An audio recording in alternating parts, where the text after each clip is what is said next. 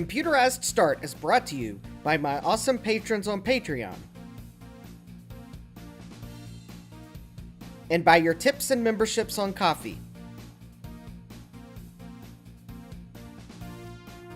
These and other channel supporters make my live streams possible. You too can become a channel supporter with tiers starting at just $1. And as always, thank you for all your support, including sharing, chatting, liking, and subscribing. Now roll that famous logo animation!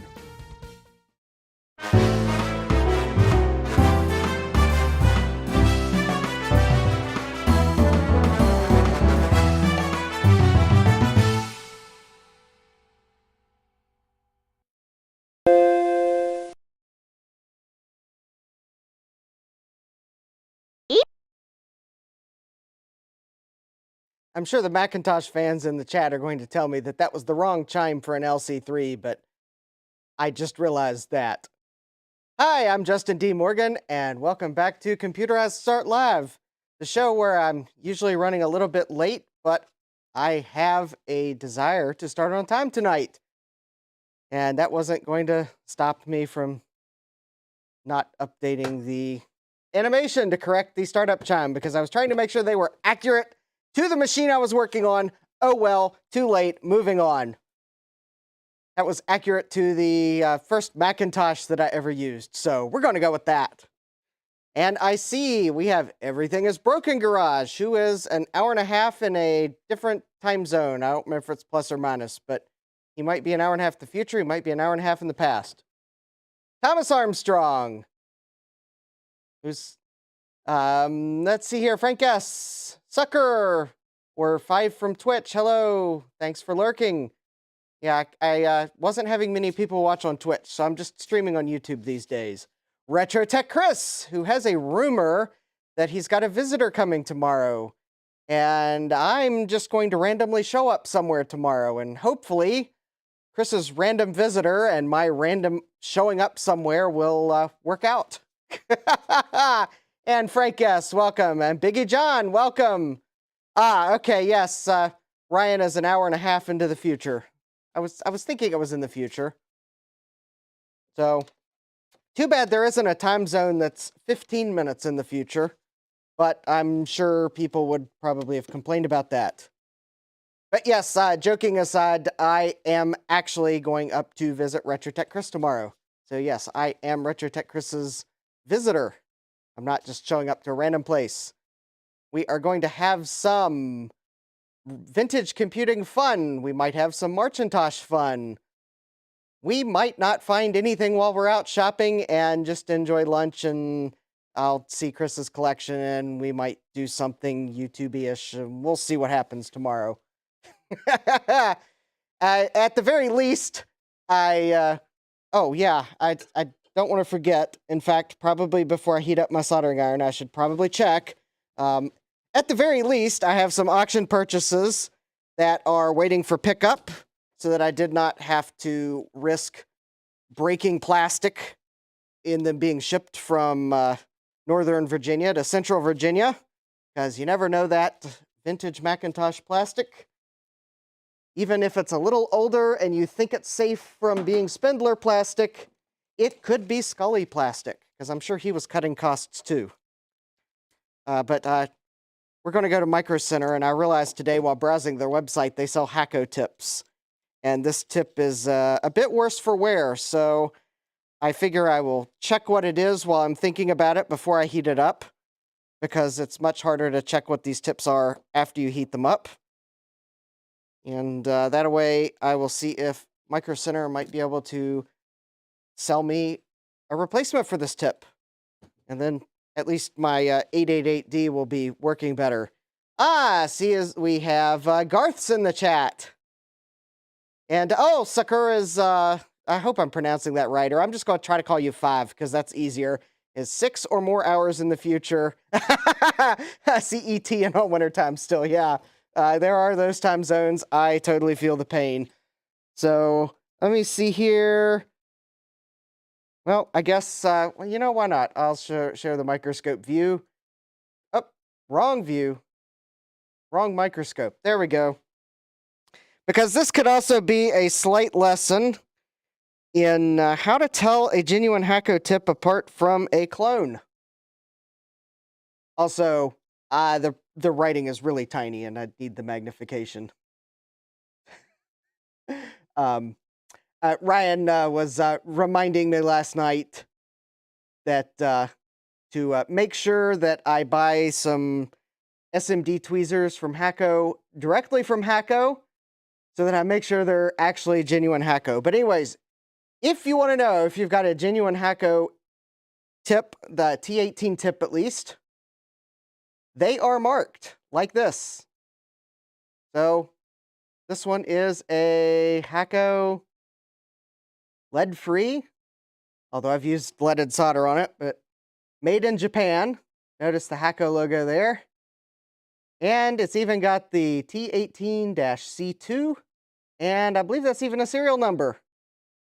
So there you go. If it's a genuine Hacko tip, at least for the T18 series, you'll see that marking. But anyways, if you want to see what the end of my tip looks like, that's what a tip looks like that's been well used.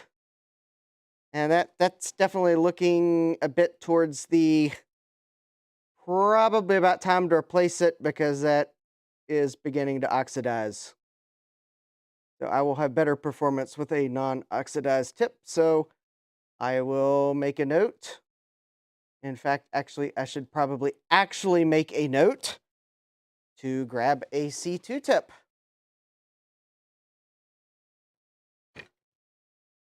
Yeah. Time for another Steam sale. Well, I'm actually tomorrow hoping for vintage computing things on sale. Oh yeah, I really am going to make myself in fact, actually, I'm even going to go to Micro Center's website and see if they have that tip in stock. I know they have the C1. I think I remembered that one. T18-C2.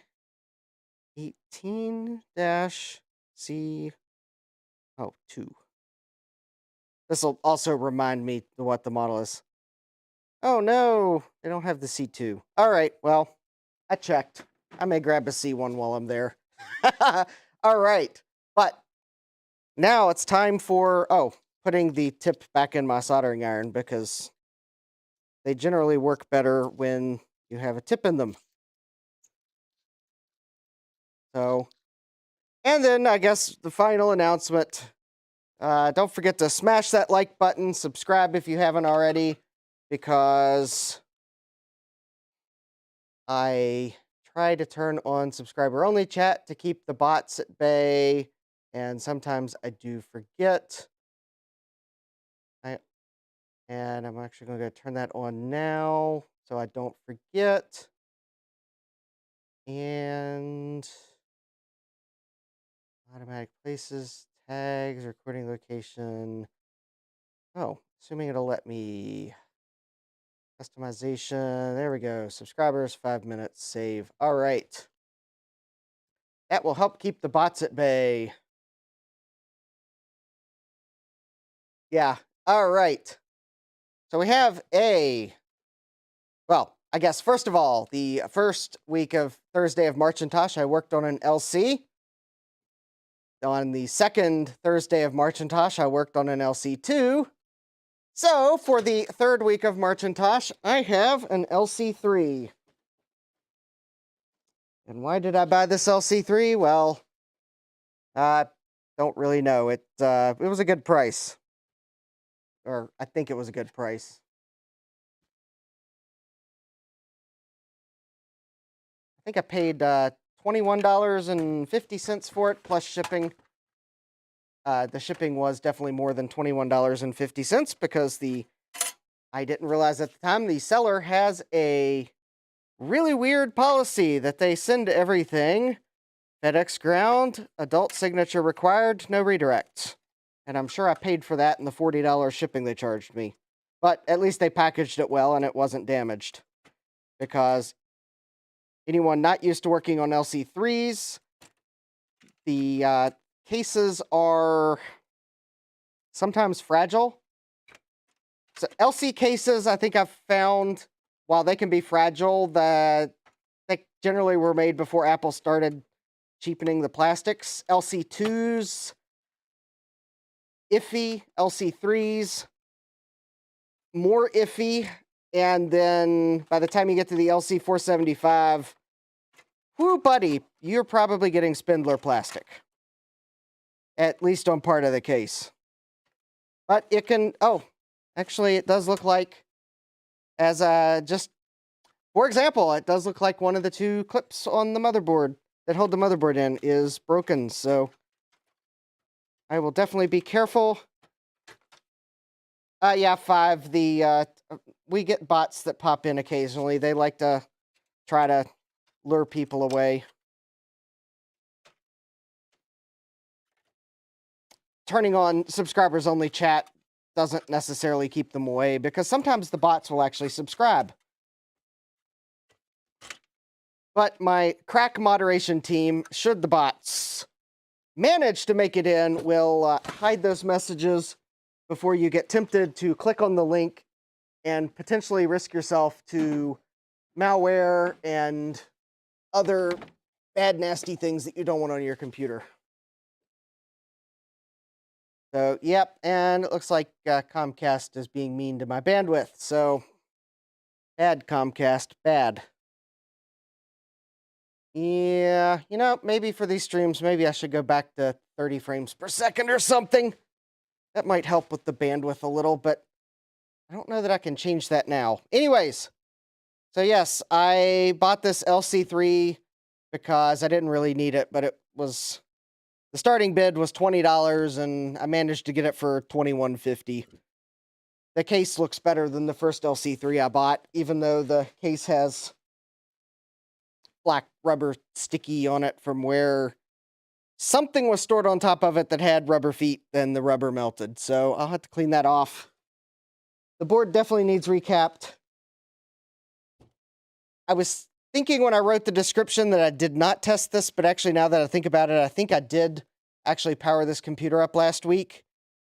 And if I'm not mistaken, it did boot, but there was no sound. So, and actually, there is a lot of dust on the board, but if anyone sees where it kind of looks like, for lack of a better description, if anyone sees where it looks like the board wet itself, well, that's essentially what the board did, except that's electrolyte. So yeah, definitely sign here, and this is actually the audio section, so this is definitely a clear sign that the audio capacitors need replaced. Hopefully that'll fix the sound. Oh, hey Nick, welcome. And let's see here. Actually, I don't know how this board was stored, but it sure looks like it leaked onto the SCSI chip. Actually, one of the legs of the SCSI chip there kind of looks SCSI. So, but it works. So hopefully, I'll just kind of try to clean that up to keep it from corroding more. Actually, there's a few more pins that are kind of SCSI looking. And yep. And then I guess there's these 3 caps here. This one is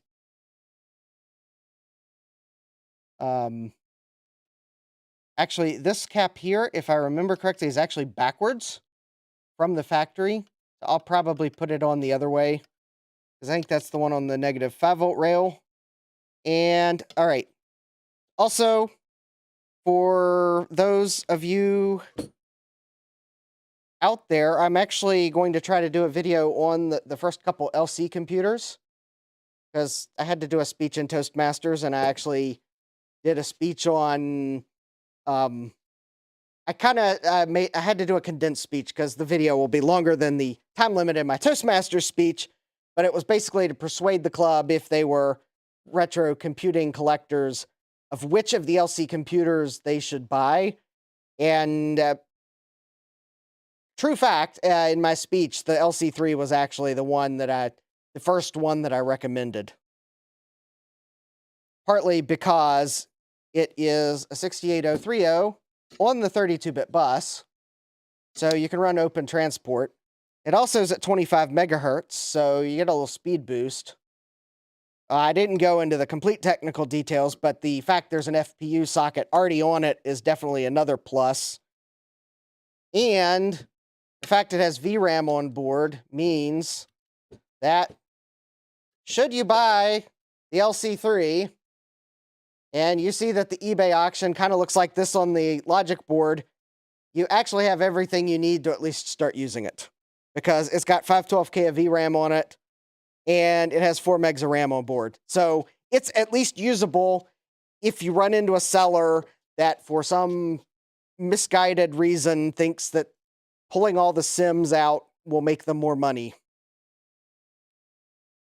At least you still have a usable system, although granted, they've probably pulled the hard drive, but that's easy to fix. But anyways, yeah, so that's kind of one reason I like the LC3. Depending on what you're going to do with it, yeah, 4 megabytes can be kind of small for some uses, but I guess the other advantage is it uses 72-pin SIMs, so they're a little easier to come by. And in fact, this computer, I think, came with a... Let me see if I can... see, those are 44,000, so I think these are... I think this is a 16 megabyte SIM. So I think it came with 20 megabytes. Hey, Jeremy, welcome. I was just sharing my recommendation that if you were going to add an LC to your collection, the LC3 would be my recommendation for a good one to start your collection with. Oh yeah, but 4 megabytes, even with System 7, you can do a lot with 4 megabytes. Because that did kind of become a common denominator. I mean, for some things, especially later games that use color, you might want a couple extra megabytes. I mean, there were a lot of games that came out in the time period that would run in 4 megabytes because the classic was limited to 4 megabytes. And I guess the SE, and I mean, even like the LC2 came with 4 megabytes. I mean, 4 megabytes was actually probably a quite common RAM amount. Yeah, yeah, Jeremy, I'm going to do a video on it, but yeah, for the beginning collector, my recommendation is start with the LC3. Now, I do realize, because I know I'm probably going to get flamed in the comments, even if I say this. I mean, I do see there are valid reasons to put an LC or an LC2 in your collection. Maybe the LC or the LC2 is the first computer you used. Maybe you're a glutton for punishment. Maybe you hate paged memory management units for some reason. I don't know. Maybe you want 2 floppy drives.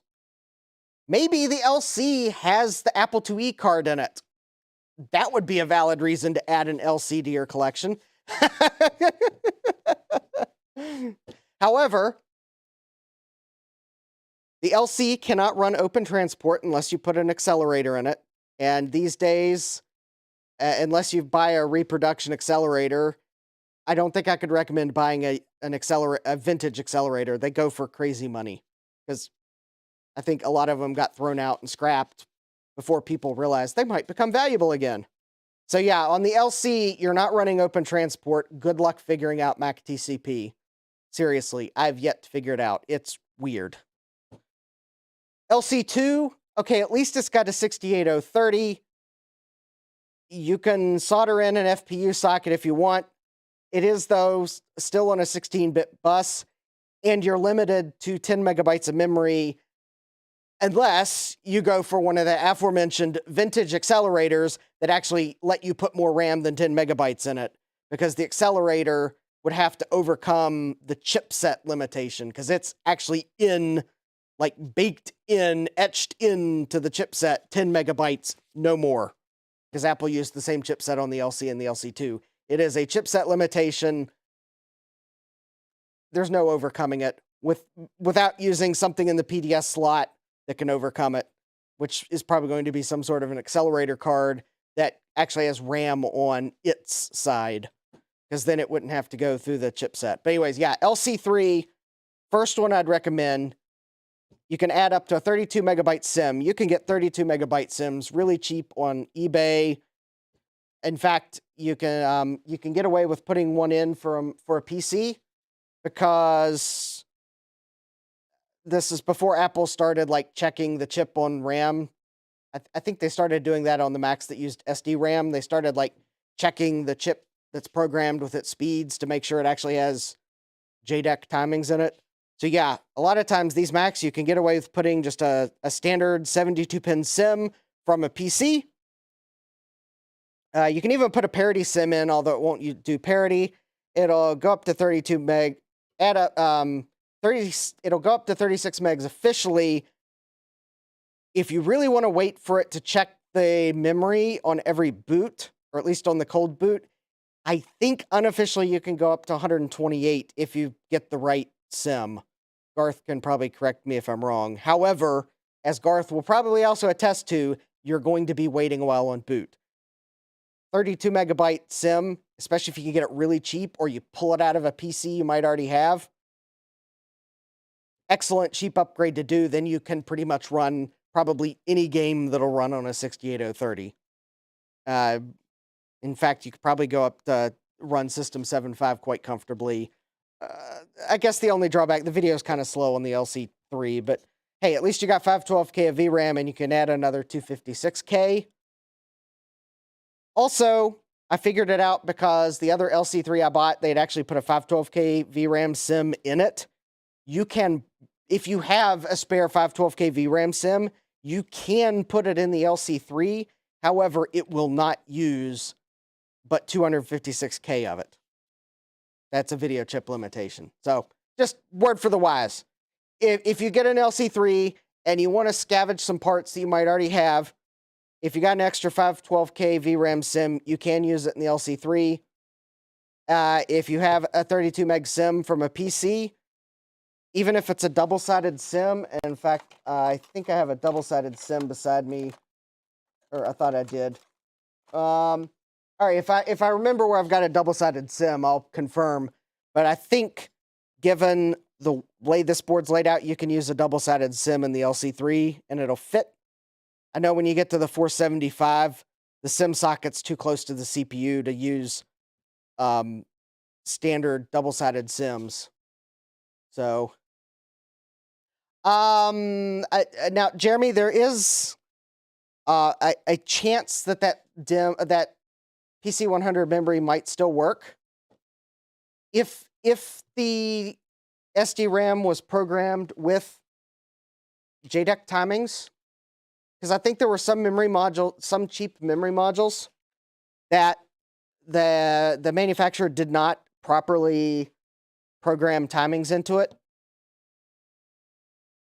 Those you might run into trouble with. But as long as I don't think those Macs are checking for anything like any proprietary data.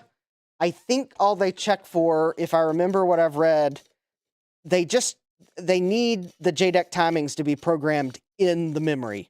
It's not like they're looking for proprietary data, but they are looking at the timings in the memory, which by the JDEC standard, the memory should have it, but I think there was some PC memory in the day that wasn't properly programmed. And while PCs at the time might not have cared, or a lot of them, they have the BIOS settings where you could manually set timings. I mean, you can't manually set timings on the Mac, and if it doesn't see the timings that it wants in the little flash chip on the memory module, it won't boot. So, yeah. So, it might not be the end of the world, Jeremy. I don't think it's looking for anything proprietary, but it is looking for the JDEC timings to be programmed, which, according to the JDEC standard, memory manufacturers were supposed to be doing. So, yeah, anyways, that might also be a good topic for a short. But anyways, I actually, the memory that I have in my Pentium 2, it appears to be an upgrade kit for a PC, and I pulled it out of some sort of a G4 that I had at one point. So someone had used that 1 gig. I'm pretty sure someone had used that 1 gigabyte of RAM to upgrade their Mac, and I'd pulled it out because I had bought a set of 512 megabyte DIMMs because I just wanted to update it to the max. And I'm pretty sure I pulled it out of a G4. In fact, I think, given the fact that I have 4 modules, I think I pulled it out of my FireWire 800 that I have. Because I think it came with 4 256 megabyte modules. And the reason why I know they were probably for a PC at one point is because they're parity. And the G4 doesn't need parity RAM. So, oh,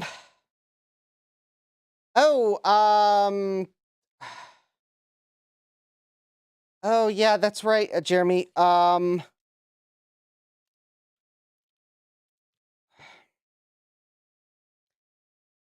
Yeah, let's talk offline. Because yeah, I do have the hit me up on Twitter. Because yeah, no, I've got I do have the oscilloscope to send you, and I also remembered because you had asked me, did I have something else for you? And I had remembered at one point I was mentioning that I was thinking of selling my Mac Pro.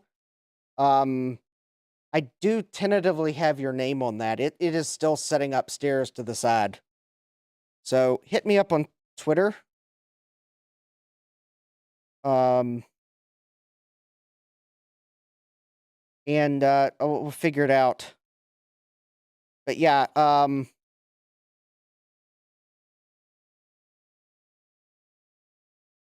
and I'll ballpark the oscilloscope because I think I know about what it's going to cost.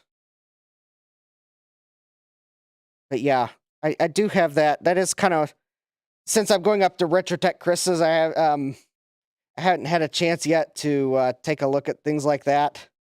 I got some things I need to list on eBay. I haven't done that yet either. And I still have my taxes to do. I didn't get far enough on them last weekend.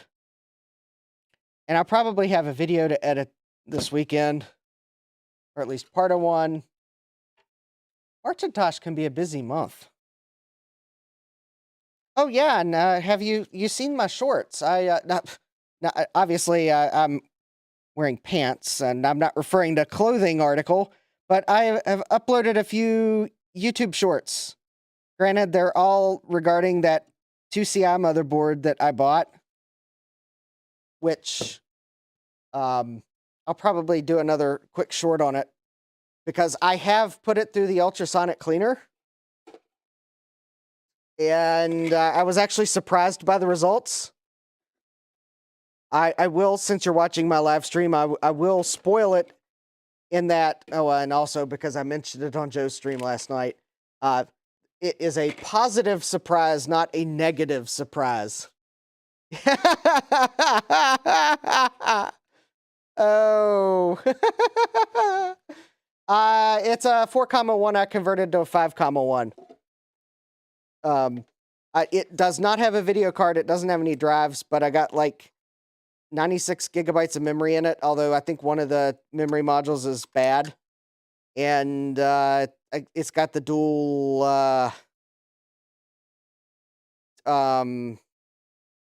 it's the I forget which processors they are, but yeah. Yes, Retrotech Chris, I do have to pay taxes on my car. They don't send the bill out until May. Yeah, in my county, they send the bill out in May and November. So they're due like June 5th and December 5th. So it's like, yeah, the November bill is usually a happy Thanksgiving. Here's how much you owe.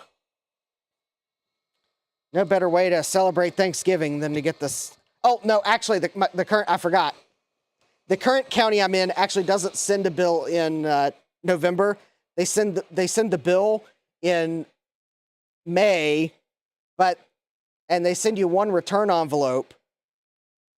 And I guess they really are hoping you'll just pay all 12 months up front, but the way Virginia law is written, they can only bill you. They can only force you to pay the first 6 months that's due June 5th or however it works. I don't know. Or maybe it's just how the county's law is written. But yeah, so yeah, if you pay for 6 months, they don't send you when they send you the receipt if you ask for it. It's not like they send you another return envelope. Because I think they really just want you to pay the whole thing in June. But yeah, I'll have to pay taxes on my car, and the value of my car is up, or at least it was last year, so yay. Yes, delicious capacitor fluids.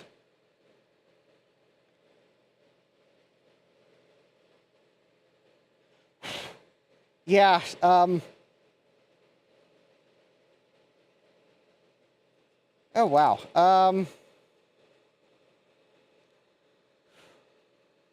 Oh, hey, Steve, yeah.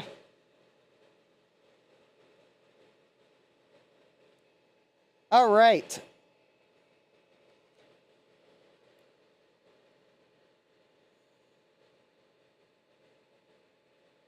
Jeremy's tax, $500 for four vehicles. That's not too bad, Jeremy.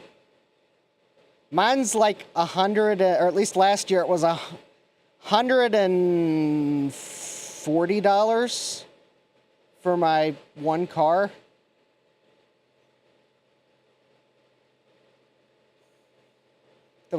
That's 13 years old last year.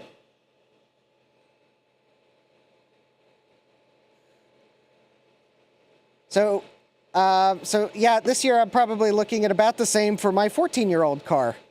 Oh, wow, those capacitors just came right off. Ooh. And I'm smelling the wonderful smell of fish.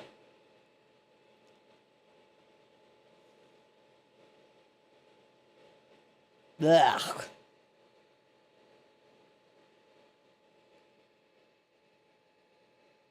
Oh, yeah, no, I saw, yeah, Javier streaming an LC.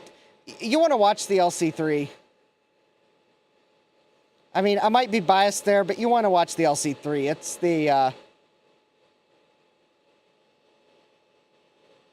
it's the first truly fun addition to the LC series.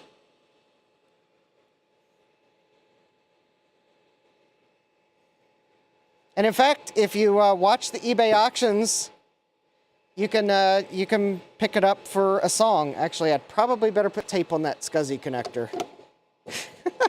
I was thinking, yeah, car taxes, like insurance.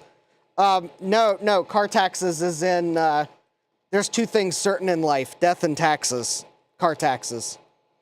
Personal property taxes, they do that in Virginia. Oh, we also have to have insurance on our car too, so we don't get out of that.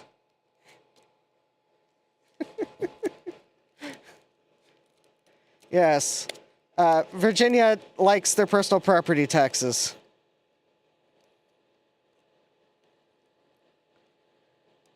So if anyone wonders why I don't have any fun motorcraft vehicles, it's because I'd have to pay taxes on them.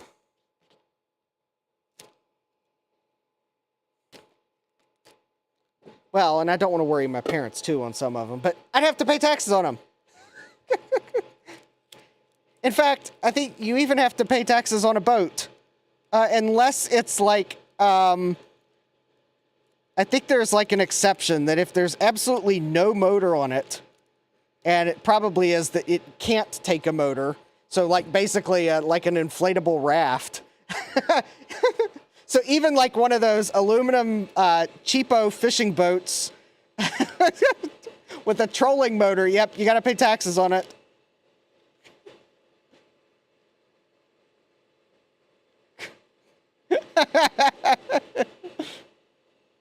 Oh, I'm sure they find a way to tax carts too. I haven't looked at everything they tax, but yeah. Oh, and personal property taxes applies to our real estate too. So I'll get that wonderful tax bill. My assessment went up 26% since last year. Yeah, I'm not looking forward to that.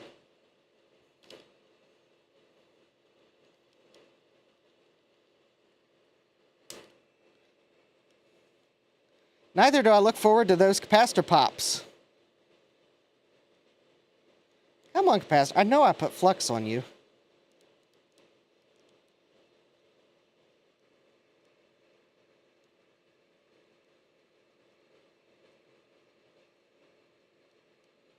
Oh, there we go. Yeah.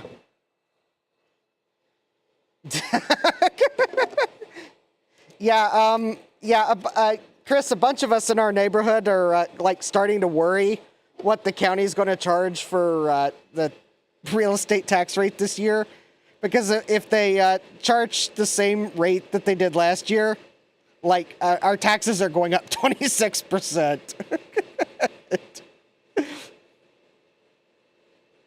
Although I think they're going to advertise a lower rate, so they'll probably go up, but at least it won't be quite that much.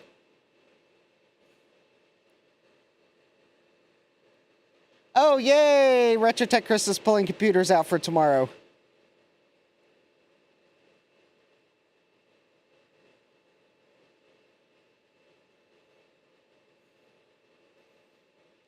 You know, I do want to see at least a couple of the your favorites from the LTE series. I mean, I don't necessarily expect you to pull all 17 out, but I do want to see a couple of your favorites. We do need to leave room for anything we might find tomorrow while we're out shopping.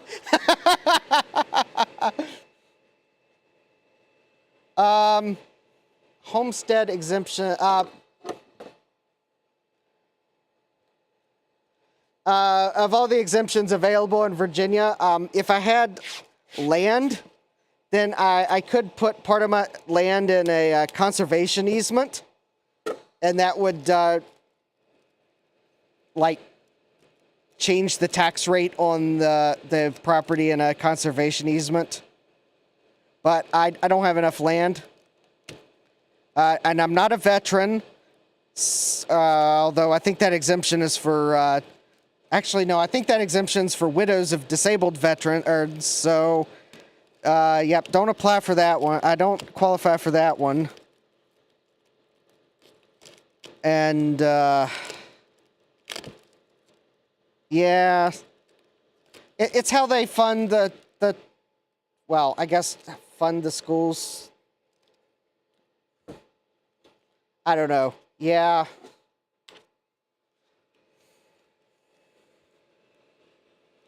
Oh, yeah, and we pay income tax, too, so.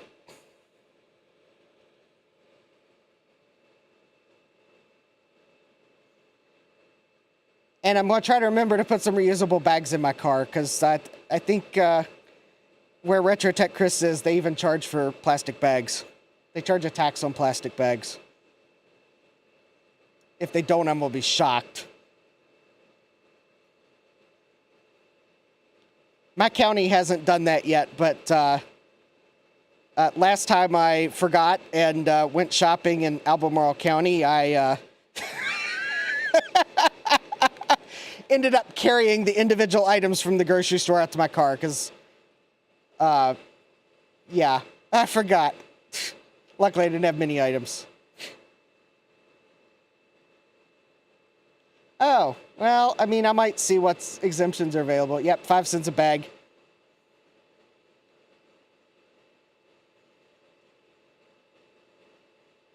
But yes,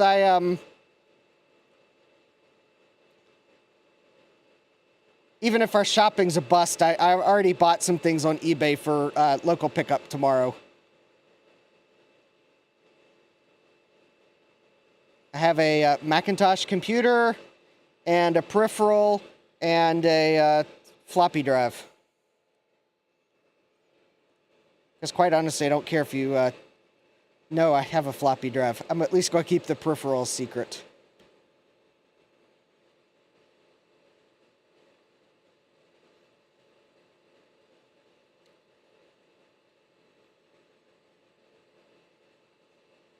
Partially because it's untested and I might feel embarrassed if it doesn't work.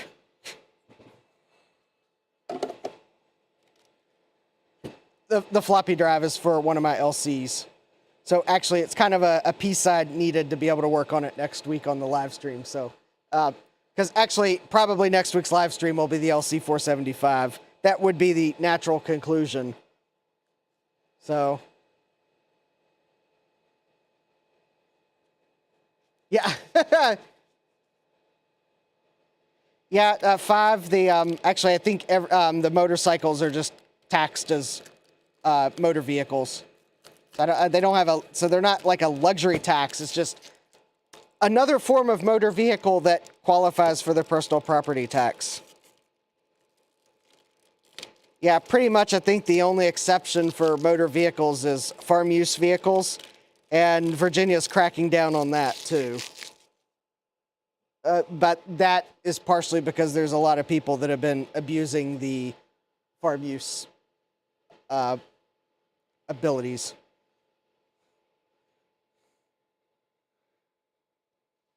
I mean, really abusing. You're not about to tell me that your Cadillac Escalade that looks like it's never driven even down a dirt road is farm use only. And yet, I've seen them with farm use only tags.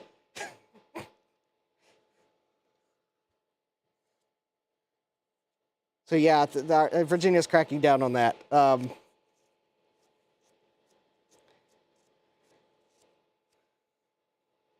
Yeah.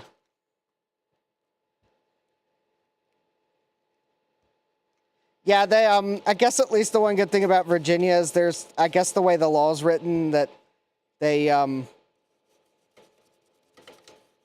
guess they do have to review the rate. And they can't just simply say, oh, values went up, we're keeping the rate the same, and we'll hold a surplus.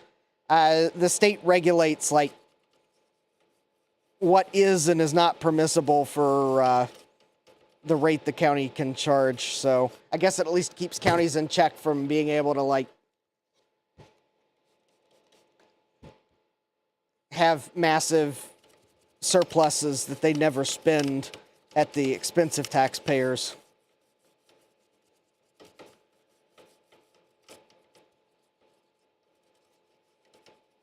I mean, that's not to say that the county can't take advantage of increases in tax base and increases in property values to fund necessary enhancements, such as your tax base is growing, you need to build a school, so that's something that they could use an increase in tax revenues to fund, would be if they need to get bonds to build a school. So that's like a permissible thing.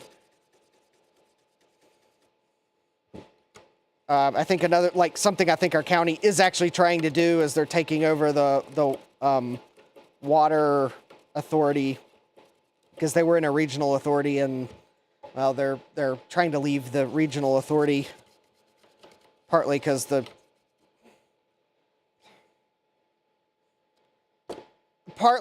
what's probably ultimately politics, but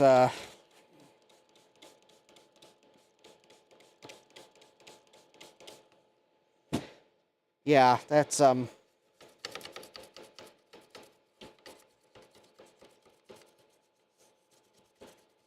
but of course that's going slower than I would like. Because right now my water bills are triple what they were a year ago, because the regional water authority got forced to start charging their facility fee again that they'd waived without our county's permission. So I move here and my water bills are cheap. I'm like, yay, this is awesome. This is nice that I'm just paying for water. Yeah, it's because they weren't charging a fee that they were supposed to. Anyways. Yeah. So my water bill's tripled, like, well, I mean, they did send a notice to tell us they were going to start charging the fee again, but it was not a pleasant surprise in the mail. So yeah, the facility fee is approximately double the amount of water I use every month.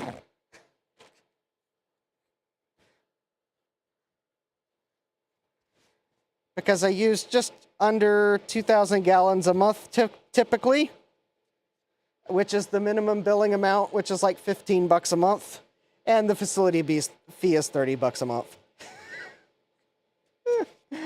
Yeah, fun with taxes. But I'll have even more fun with this LC3 because, yeah. Yeah, okay.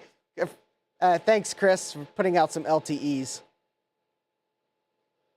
Yeah, homestead exemptions big in Texas where there's no state income tax and property taxes higher. Yep, I don't doubt it one bit. Jeremy has 0.16 acres of land and you have a homestead exemption. You're in Arkansas. Yeah, I don't know. I mean, I think I've heard of homestead exemptions. And Virginia might have some form of that, but I don't know. I think it may be locality dependent, or it may work totally differently. Or they may not have it. It might just be something I've heard of because I've done my taxes. Yep. Fish fingers and custard. Well, I don't really want... Yeah, I don't want fish fingers and custard right now because spelling the nasty fishy caps is not a good incentive to have fish fingers and custard. Although, custard smells good.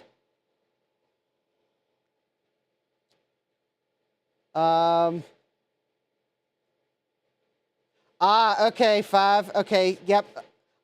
Okay. So okay, that makes sense. I think I've heard of that, where regular motor vehicles just are taxed one rate, but then there's a luxury tax on other vehicles like motorcycles. Okay. Yeah, I know everywhere does it differently. Yeah, Texas pretended for a while to crack down on farm use vehicles, but gave up. Yeah, I'm not convinced Virginia is going to be successful. Although, in reality, it's not that they're ending it. It's that they're requiring farm use vehicles to be registered with the state. And there's like a one-time fee to get a permanent plate. So the farm use vehicles would actually have a tag number. But yeah, I guess it is to be seen if Virginia will actually be successful in that. Because I have nothing against farm use vehicle exemptions, because a lot of time those vehicles are being driven on the farm, or they're being like used for driving to and from the feed store or the seed store or the vet or even the food markets. I have no trouble with the concept, but it always is curious though, the what farm the Escalades are from, where there doesn't seem to be any signs of dirt anywhere on the vehicle. And I mean, yeah, sure, maybe they do wash it fastidiously, but it always kind of makes me curious. I mean, that's not to say that I haven't somewhere seen a nicer car for an actual farm, and they raise farm animals, and they've got a nice car for going to and from shows. And yeah, I think that might even be a legitimate purpose that's in the law, but I'm referring to the vehicles that don't look like they were at a farm. Yeah.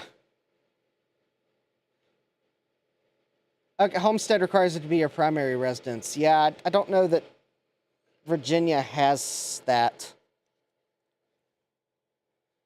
Because basically you're taxed by the county, and that goes towards the funding the county, so yeah.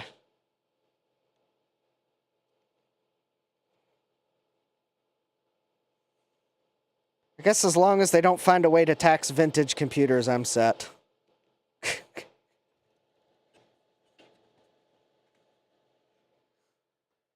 All right. So let me clean off these pads and we'll switch topics now that I've got the capacitors off and that fish juice is no longer clouding my brain. How's everyone's Macintosh going?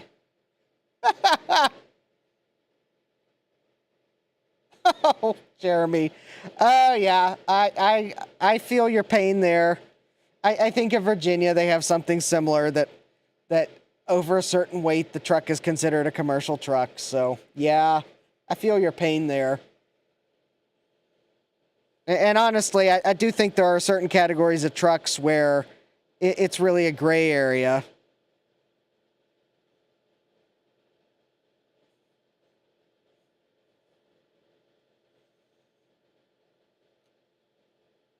But yeah, I feel your pain there.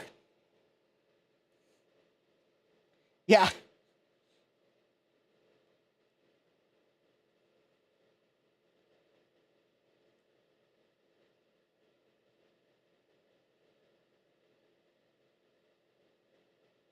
Oh yeah,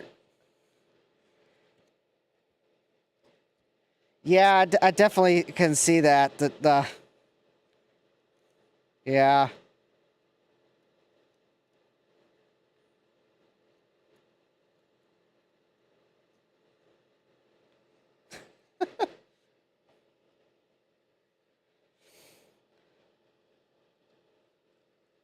Anyways, yeah, I guess if you saw my shorts that I made on I guess the battery bombed 2CI logic board I have. And I did, after I created those shorts and took some video footage of the before, I did put it through the ultrasonic cleaner to get the electrolyte off the board, just so it wouldn't continue to eat it. And I took a look at some of the solder mask that was kind of looked funny on the bottom of the board. And while I haven't removed all of the funny looking solder mask, at least the small section I removed made it look like that it was just a solder mask problem, not a sign of the traces are bad under it. So now there is still problems with the board.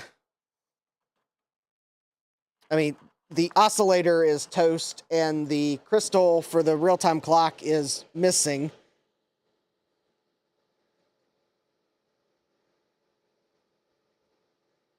So there's things to replace there, and I think there is some trace damage where the near the battery that'll have to be repaired. But overall, though, it does at least seem like the board might not be as bad off as I thought it might be. So it might actually be repairable.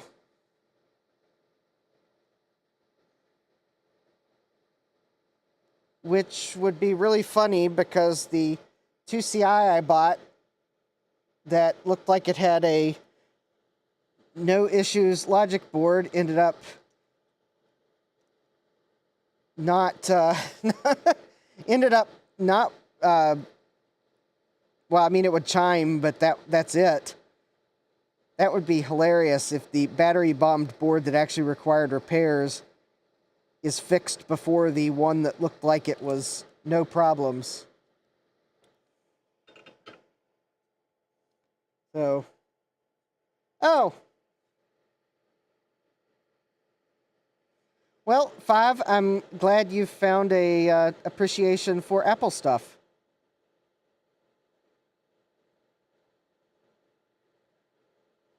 In fact, actually, one thing you might check out is a a Macintosh emulator. In fact, actually, if you got something like Mini VMac, which is a Mac Plus emulator, or Basilisk, which actually can do, I think, some newer Macs. There's actually some cool things for the Mac you could try out. In fact, actually, there's some really neat games for the Mac that you might check out. So take a look at that, and don't let the fact that you'll have to find a ROM for a computer hold you up.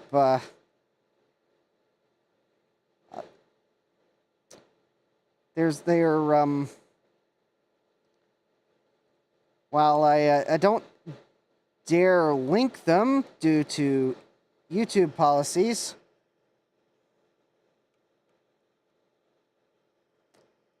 I'll just say that, yeah, the problem is easily solvable. You just have to look for the right archive.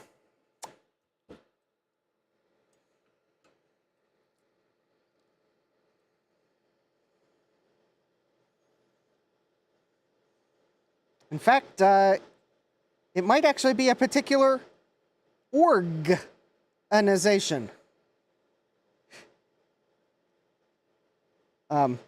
Wink, wink, nod, nod, nudge, nudge.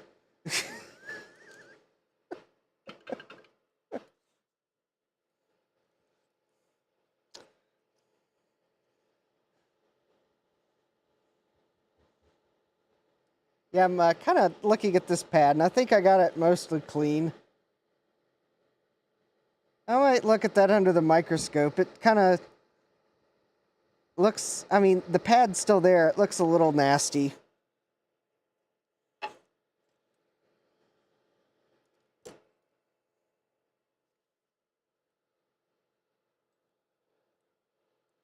Yeah.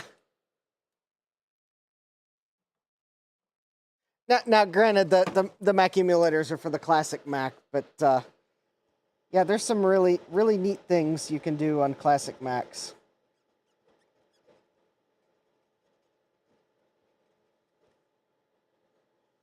I mean, as with any platform, there are actually some games that are notable for the Macintosh that kind of, that's the platform they came out for. So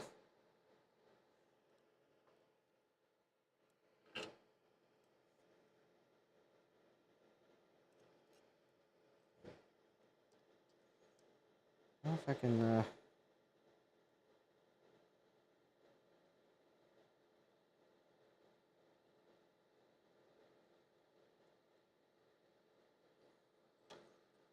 all right.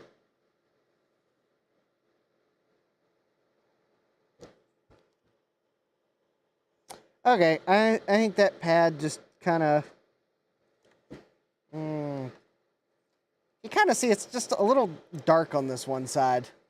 Yeah.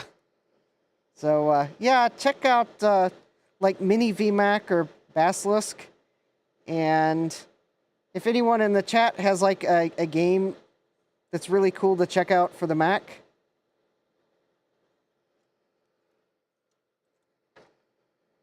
I mean, I know there were a couple, depending on your time period. In fact, actually, if I can think of it, there actually isn't like an archive or a disk image you can download on archive.org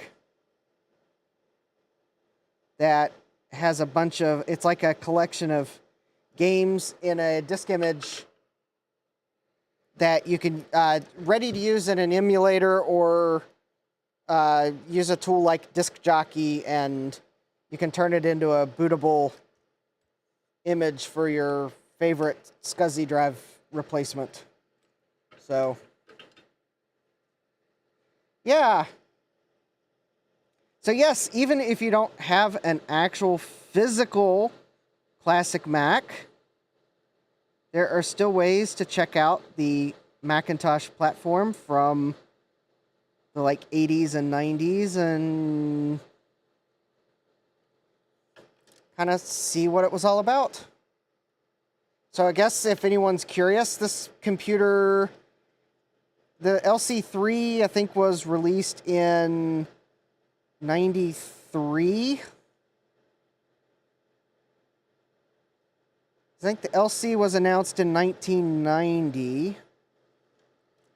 And was, although I think it didn't really ship until like the very end of 1990.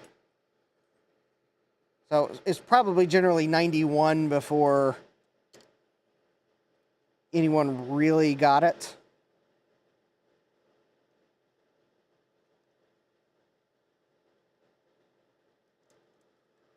And then the LC2, I think, was in 92.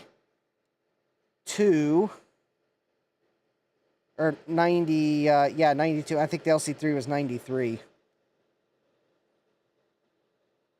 So the LC3 has a 68030 processor running at 25 megahertz, although it may be possible to overclock it. I think if you replace a couple resistors on the bottom of the board, I think you can fool the logic board into thinking it's a 3+. Although I believe that does not work if you have one of the earliest Mac or LC3s, like the other one I have that has there's a you'll recognize it if you see it, or you can probably scroll through my last LC3 live stream. But there's a particular dead bug mod, and I call it that because there's a chip that is going to be about right here on the logic board. And it's upside down. I mean, it's like it's a small chip, but it's fairly easy to tell it's upside down because the legs are not touching the logic board. But and then there's a couple wires, like one's running somewhere up here, and one's, I think, going to this chip, and one's going to VIA or something. But anyways. Yeah, I don't think you can do that mod on those boards. But I think if you got one of the later LC3s, like this one, I'm not going to do that mod to this one. But I think you might even be able to make the mod and make it think it's an LC3. And although you'd be overclocking the processor. But a lot of these Motorola processors actually, even though they have a rated clock speed, but a lot of them actually run totally fine overclocked, because it's almost like Motorola was just stamping with a speed grade, because that might be what Apple needed.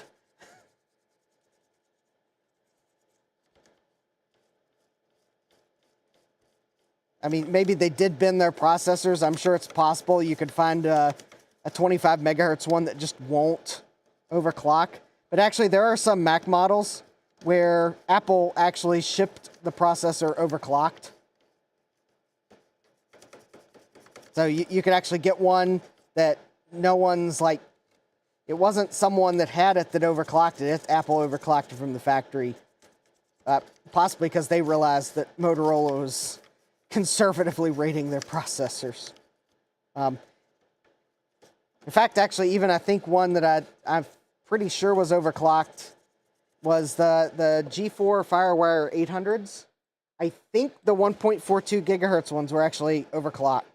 I think if I remember, the processors that are actually in it are rated at 1.33 gigahertz or something like that, and Apple overclocked them to 1.42.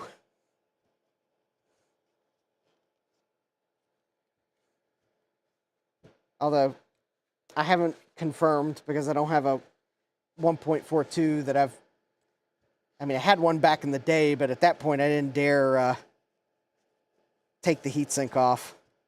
So I cannot confirm for personal knowledge, but I have heard that Apple overclocked at least some of those. And I know there's others that they overclocked. Of course, I know there's also some that they underclocked the processor because at the last minute they realized, oh, its original speed's too fast. We'll steal sales from another model. Underclock it, quick.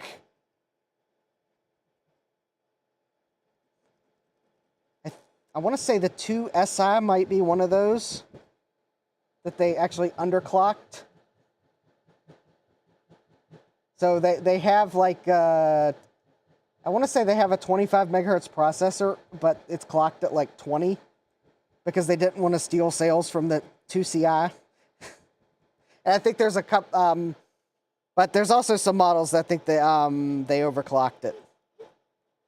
I don't remember which they are. I'm sure someone could put it in the chat if they know. But anyways. But yep. Yeah, and I will ultrasonically clean this board.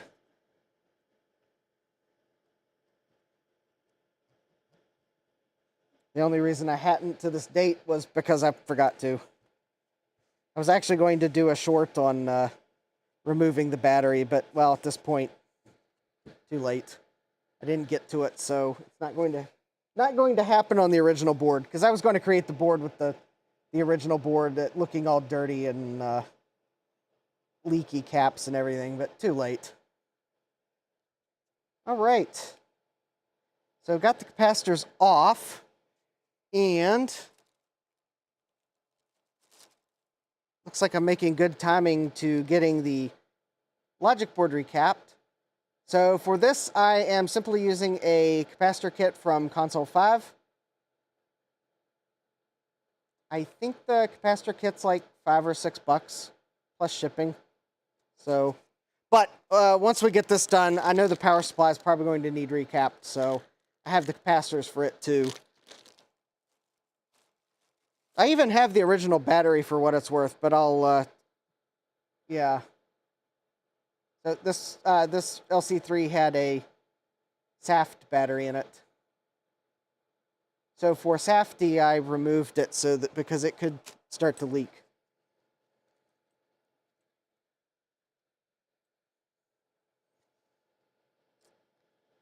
And to help me know where these capacitors should go, I am going to pull up a recapping guide from, I think, Bruce. Because I think Bruce has the... I mean, I could go to Console 5, but Console 5 just lists the capacitors and the value, but Bruce actually has a pictorial recapping guide. Yep, here we go. And that way I can look at a pretty picture. Hey, Adam, it is not fixed yet. But I have the capacitors off. I guess if anyone wants to follow along with the recapping guide. So there is, it looks like, one 100 farad microfarad. And that one goes here. Let's see here. For tantalums, the stripe is on the positive side. So I'm just going to actually, that's the first one I'll do since there's only one of them. If I were assembling a board from scratch, I would go shortest to tallest component. But since I'm just replacing caps, I usually do them in some logical order. And since these capacitors come in the single cap for the one that's 100 microfarad, and then the two strips, I usually do the loose ones first so that I don't misplace them. And then I'll just go one strip at a time to minimize what I could manage to lose. So, oh, yippee. Active Directory and PowerShell. Ugh.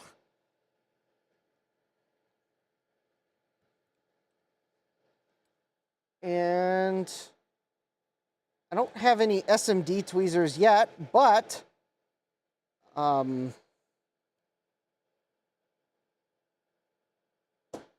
don't want to get Frodo Jedi actually is sending me a station that can that uses them or supports them. So I've got to get a set of the tweezers, but I'm hopefully we'll be able to give some SMD tweezers a try and see if how they work.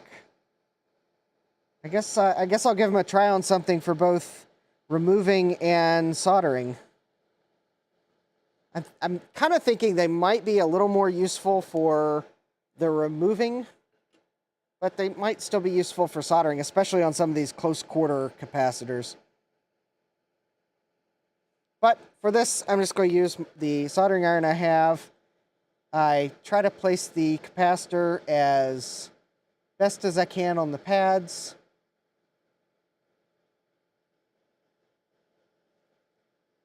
I think I usually go by the Jimmy DiResta. If it looks straight, it is. Because inevitably the capacitor moves on me. Yeah, I kind of think that works better in woodworking than putting capacitors on, but I put flux on the board. I put solder on my soldering iron, and then I do the one side while holding it down, and then usually the other side, well, the capacitor is already down, and then I can just put it on.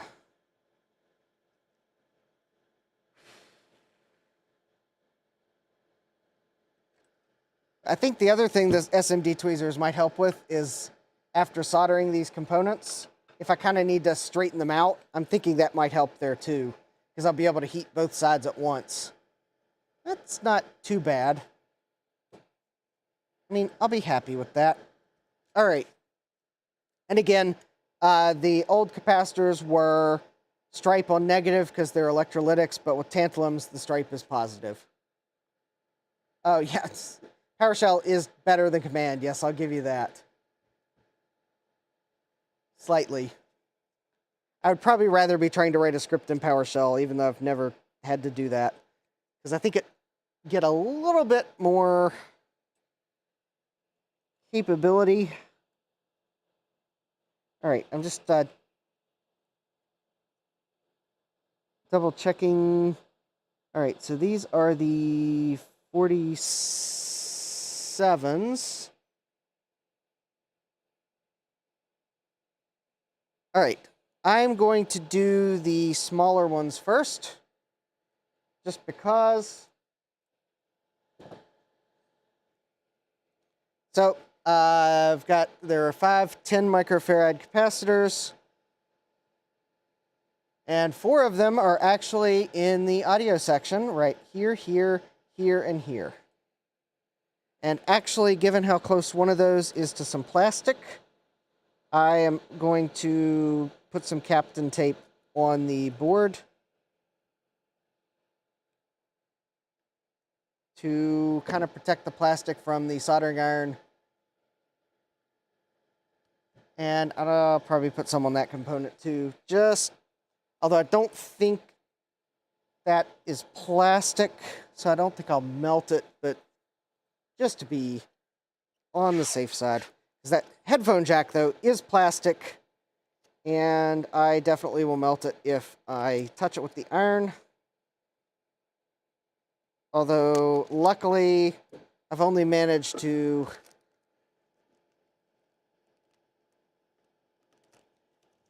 superficially damage them, but I'm trying to make this look as nice as possible, because I have had thoughts of giving this away at some point, but my channel doesn't have enough subscribers for me to give it away yet, so that not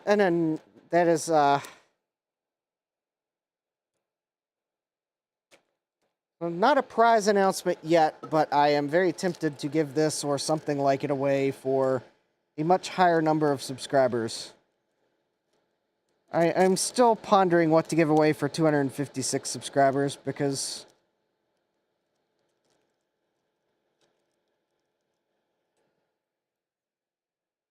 Oh, Eric's Edge is giving away a Macintosh t-shirt, but I will I doubt I will hit 256 subscribers in Macintosh to be able to get that prize to someone while we are still in Macintosh, so I'm pondering something else.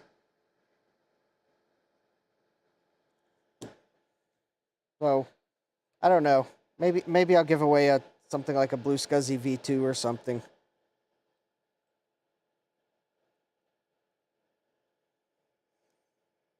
I can't figure out anything that has 256 in the name or is related to 256 that I think would be like a something people would be interested in. The best idea I had was a Arduino Mega 2560 clone, but I was like, no, I don't, not sure about that. So I was like, but you know, maybe a Blue Scuzzy might be something, because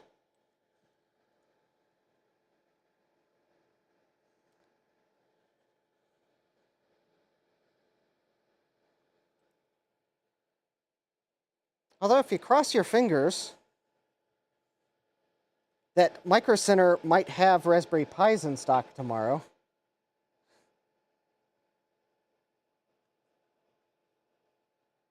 And that would have to be that they probably arrive and are put on the shelf when we get there. I mean, just saying, that thought had crossed my mind, but that would require Raspberry Pis to be in stock at Micro Center.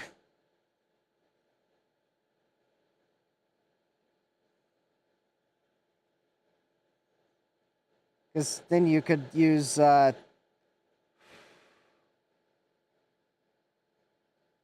RetroPie to emulate your favorite computer system that has 256 in the name. But I'm having trouble of thinking what that might be. I mean, who knows? We'll see. I might, maybe I might give away an Arduino. I mean, they're still kind of fun.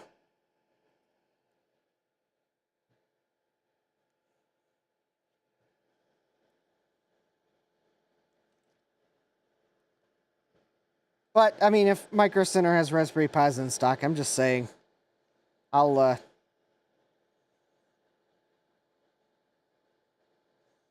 not afraid to ask RetroTech Chris if he would could go through the checkout as a second customer so that I could manage to get more than one, although he might want a Raspberry Pi too. So that might complicate things.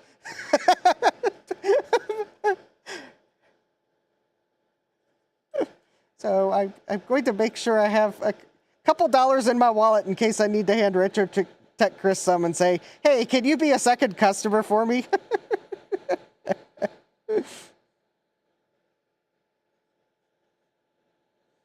And I don't know. But I don't know. I mean, it would be a...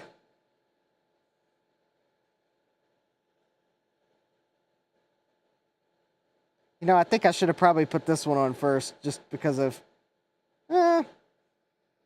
that's fine. Well, actually, you know, maybe I could straighten it out just a little bit. There we go. Well, okay. Oh, actually, that looks pretty good. It was kind of looking a bit crooked from my vantage point, but actually, looking at it more from this angle, it actually looks pretty good. I'm happy with that placement. Yeah, I did something with a Mega 2560. They're actually pretty fun to experiment with.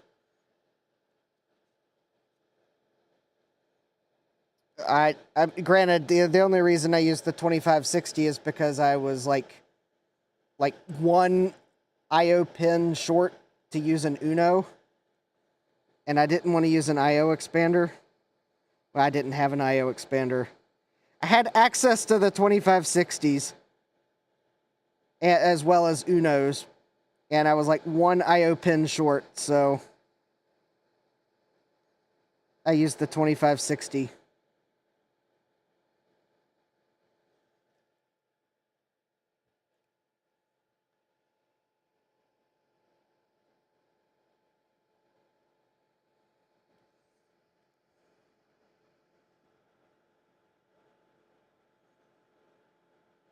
I mean, there are some neat projects you could make with Arduinos that adapt like retro things to modern things. I can't think of what they are right offhand, but I'm pretty sure I've seen them. So, maybe that might be a neat prize to give away.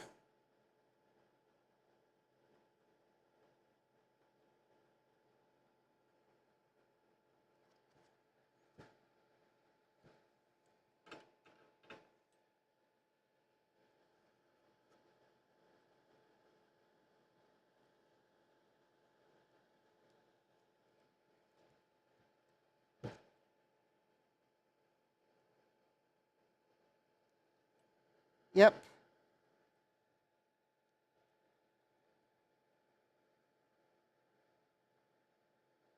Yeah. Yeah, depending on what you're doing, I probably wouldn't install Python either. Especially if like you're scripting something to set them up and that's the only time they're going to use Python is for that one time.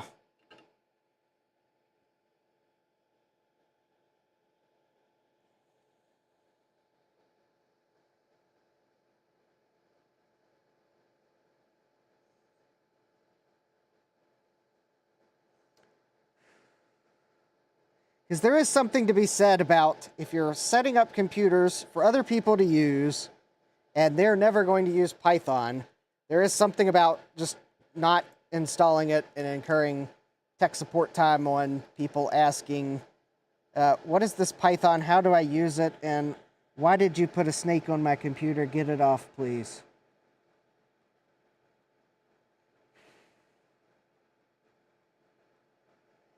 You're not about to tell me someone hasn't called tech support over Python and said, I'm deathly afraid of snakes. Get this off my computer.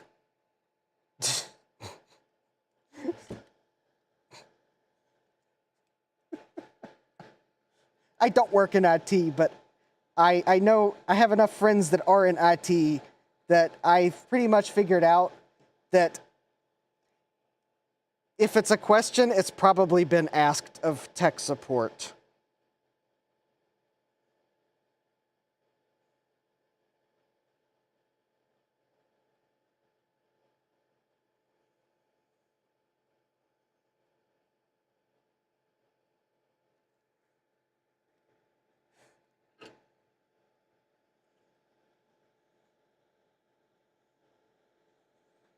Plus, also, I guess there is something to say that if you're managing computers uh, despite the fact that Python is really cool and um, has useful purposes, I also understand there is something to say of not installing any software on the computer unless it's necessary. And if PowerShell will let you get it done, then, well, PowerShell gets updated with Windows. Whereas if you deploy Python, then, well, that's another software package that you have to deploy updates for, especially if the Python gets a security update. So, I mean, that's another reason why I can see they're just using PowerShell instead of installing Python for something you're only going to use once.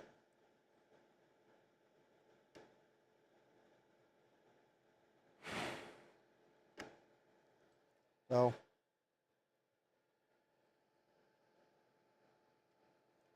now, of course, if you're looking for something new to experiment with to grow your hobby skills, Python is actually a really cool thing to check out.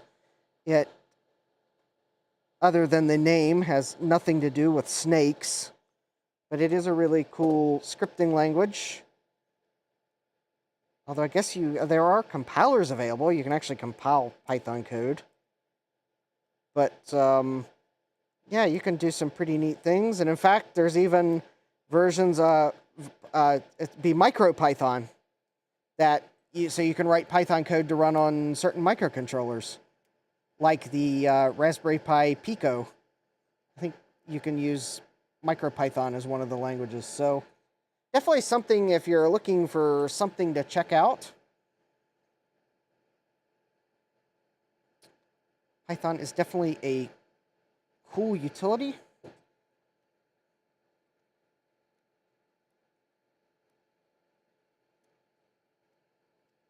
Oh yeah, I mean,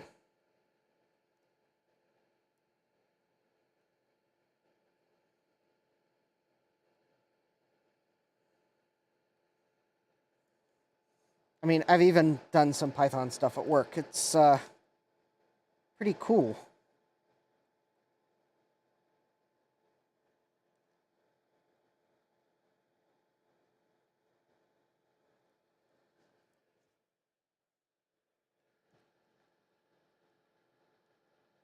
Yeah.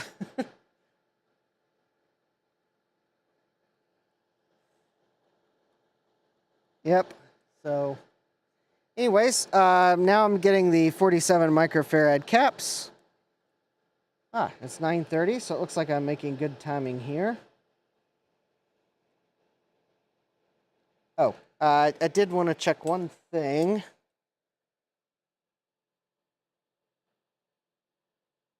Just want to make sure that now, granted, I've been told, and I think I can agree because the amount of current is low, that if I did put the negative 5-volt capacitor on the way Apple had it on the board, that it would probably be okay.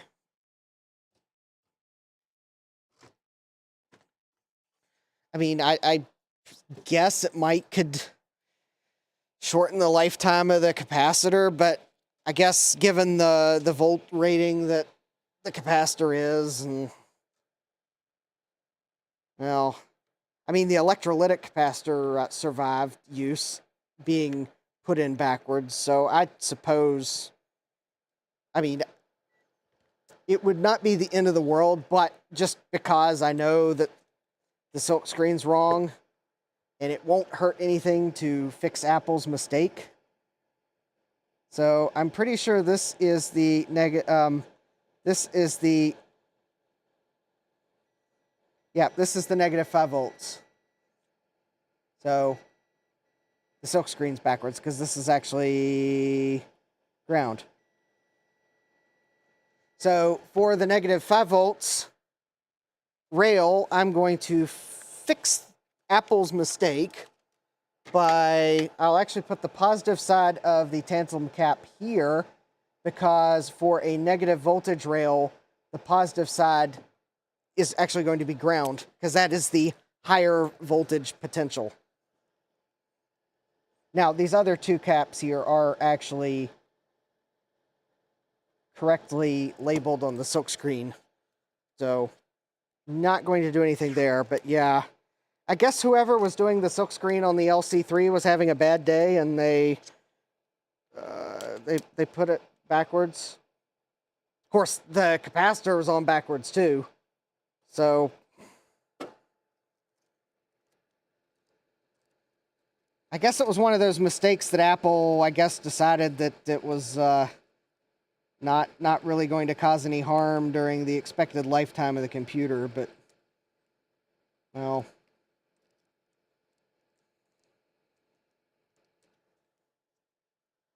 I guess since I'm taking the time to recap the board to extend its lifetime, I am going to let it enjoy the most out of the time that the board has until it can no longer be repaired. So I will actually put the negative 5 volt capacitor on the correct way.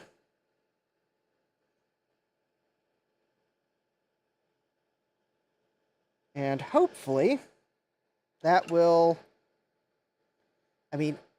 granted, I don't know how long it will ultimately extend its lifetime, but, well, it won't hurt anything.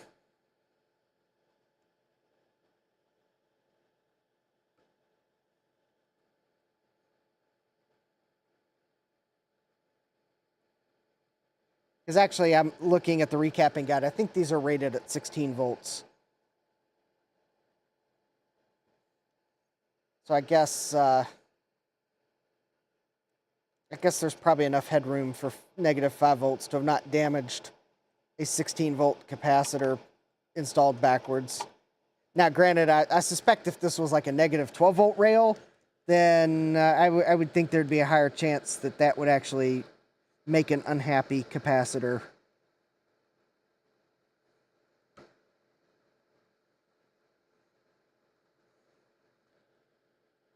There we go. Is that? Yeah, all right. Oh yeah, there we go. That's on. It's just kind of hard to see the solder, but that's on there. All right, and let's see here. So this one. And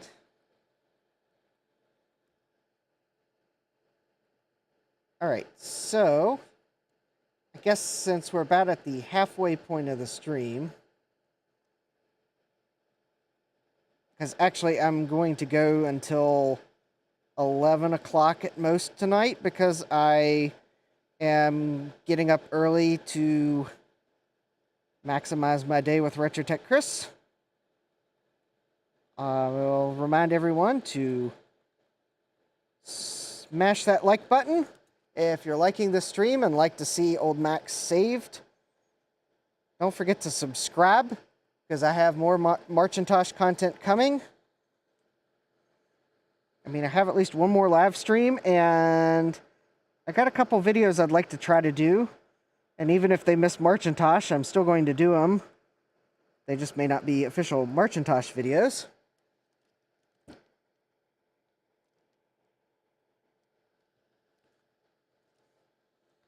I mean, the computer I'm picking up tomorrow that I made an offer on eBay earlier in the week. I mean,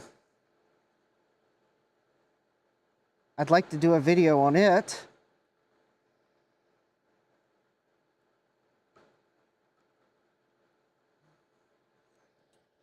I mean, it's a Macintosh. All right. And, yeah, and maybe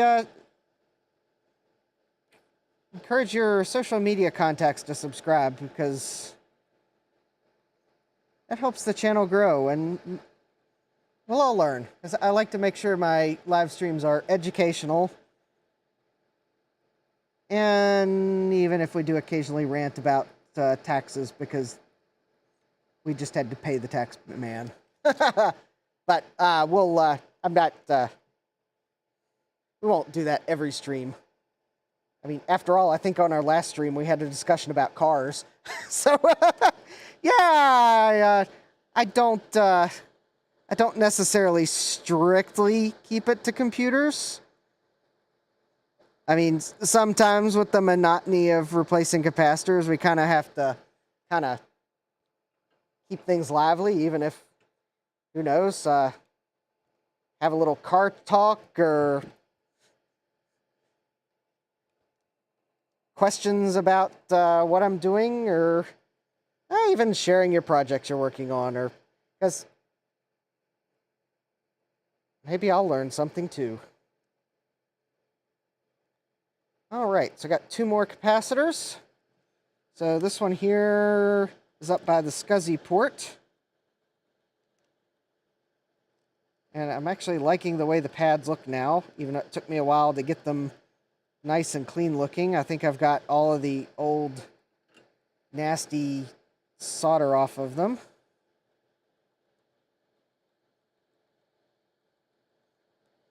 Also, I will point out that for anyone who's saying, you're melting the solder to your iron and then putting it on the board, aren't you?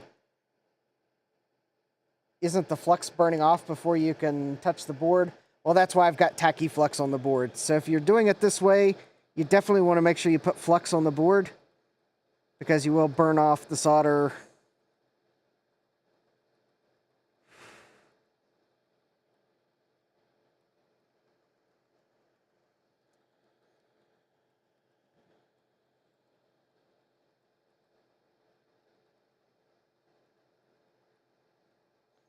But anyways, yeah, that's why I put flux on the board. Oh, cool. Thanks. Thanks, Five. So, all right, we got one more capacitor. And I think I can, I think if I can swing this board around this way, and I think I'll get the negative side soldered first. I think I can get it without having to put tape on the SCSI connector.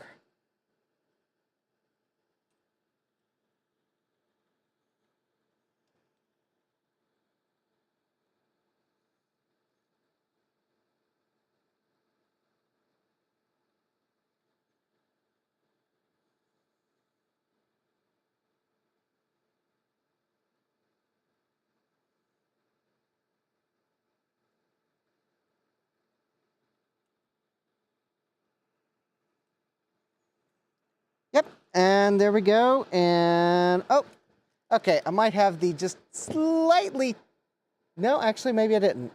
Or just the ever so slightly tiniest of iron incursions onto the SCSI port.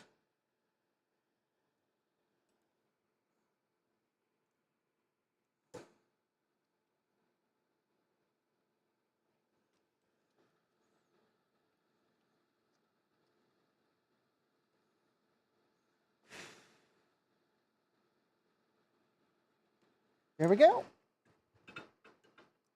And I believe that is a recap board.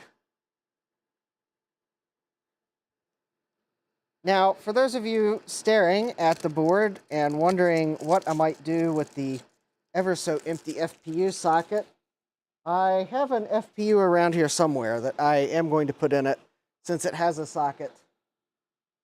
I don't know exactly where it is right now, but I'll find it. All right. And I will put this through the ultrasonic cleaner to get everything nice and clean. But I am going to quickly clean this because I just want to give it a test and make sure that it is working. Now, if it doesn't chime, then I'm not going to fret because I do know from watching Steve and Bruce and some other YouTubers that work on these boards that sometimes the electrolyte gets in under the sound chip and other things and it causes problems, but then you put it in the ultrasonic cleaner and the cavitation from the ultrasonic cleaner kind of gets in under the chip. It lets the cleaning solution and water get in under there and clean, and then the sound will, well, I mean, could say magically start working, but in reality, you cleaned up whatever was under the chip that you just couldn't get to with a toothbrush. So, but if there was no sound simply because the electrolyte had all leaked out of those chips, then it may very well chime for us. But I just want to, I want to give it a try because I just want to see where the board's at before I ultrasonically clean it. Now, I guess the bottom of this board was kind of looking just a little bit nasty.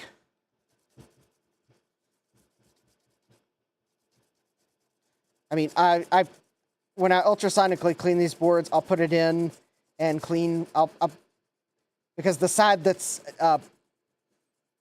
facing down to where the transducers are and the ultrasonic cleaner, that's what side will get cleaned. So I clean both sides of the board on a board like this, just in case electrolyte kind of got on the bottom of the board or environmental contaminants, if maybe it got wet.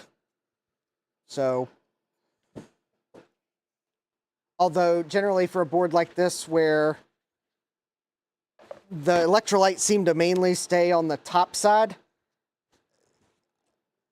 I probably won't need to leave it in as long on the bottom side, but I still clean it on the bottom side because if I'm going through the trouble of ultrasonically cleaning it and then drying it afterwards, then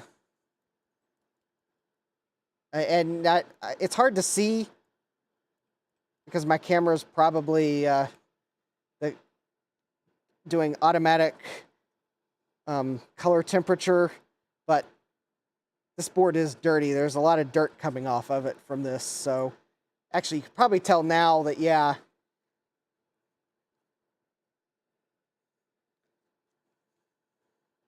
Anyways, I'm just waiting for the isopropyl alcohol to flash off.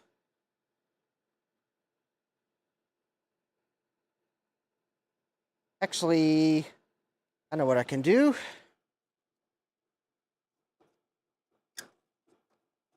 Let me pull the that off, and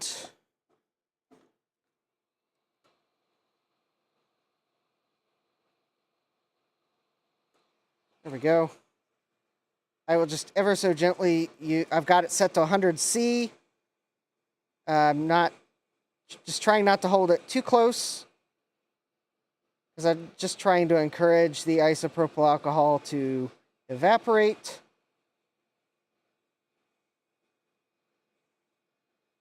I kind of more so just want the air, but a little bit of heat. I just want to encourage it to evaporate.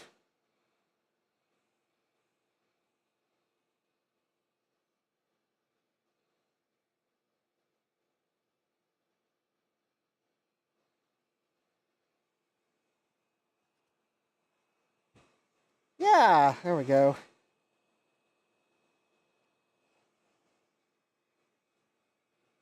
So hopefully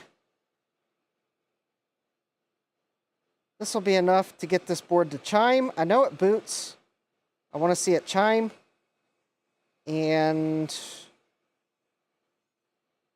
even if it doesn't, I won't worry until I ultrasonically clean it. If it then doesn't chime, then I'll worry. Yeah, happy little ICs. At the moment they're wet with isopropyl alcohol, and yeah, I can tell there was a lot of dust on the board. Also, I'll wait to put the FPU in until after I ultrasonically clean it, because if I was to put it in now, I would have to drench the board with contact cleaner.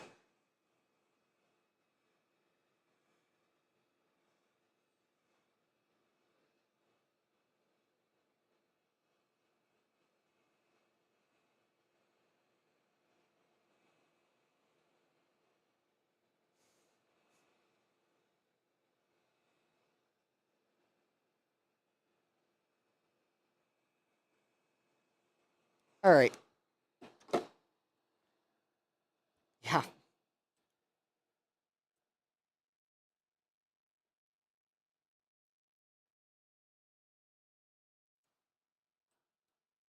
Trying to carefully swing it. Yeah, you can see the board definitely dirty. All right. I mean, yeah, I got a lot of isopropyl alcohol on it. All right, I guess I'm going to have to let that. I forgot to get paper towels at the grocery store.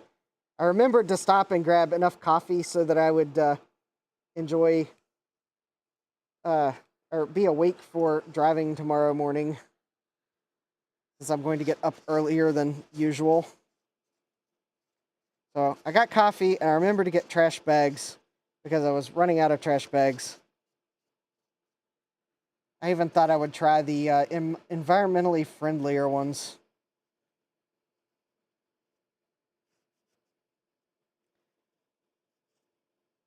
They're made with up to 80% recycled plastic, and they biodegrade quicker than usual ones. And then, of course, I pull the first one out of the package, open it up to put in the kitchen trash can, and realize that, okay, do these biodegrade faster because they're thinner?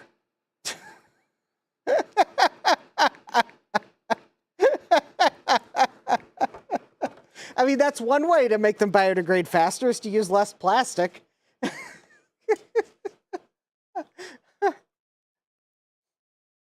I mean, I suspect that, yeah, I guess maybe they're made with plastic, that some of the plastic might actually be plant-based plastic um,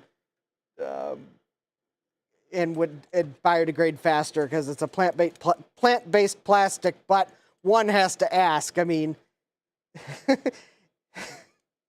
is making the trash bag thinner causing it to biodegrade faster because there's less plastic?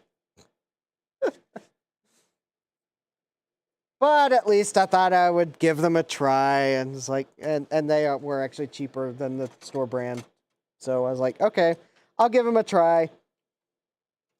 Worst case, they'll tear easily. I'll hate them because I use more bags than I should, and I'll find another trash bag next time.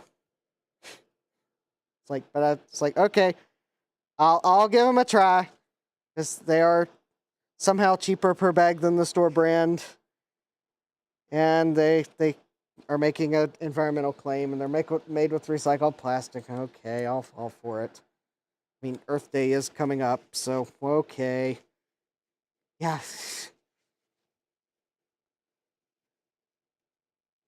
I mean, I don't know. I mean, it could just be that they're thinner. I don't know if it's plant-based plastic. It did say there was recycled plastic in it. Maybe if there's up to 80% recycled content, could they really guarantee that it was up to 80% recycled content originally from plant-based plastic? Probably not. But then again, maybe you don't need much in, I don't know. It could end up being just like the trash company in the area that claimed for years that they were doing slipstream recycling, and then all of a sudden it came out in the news that, oh yeah, we haven't been doing that for years because no one wants to buy the recyclables. Hey Rudy, welcome.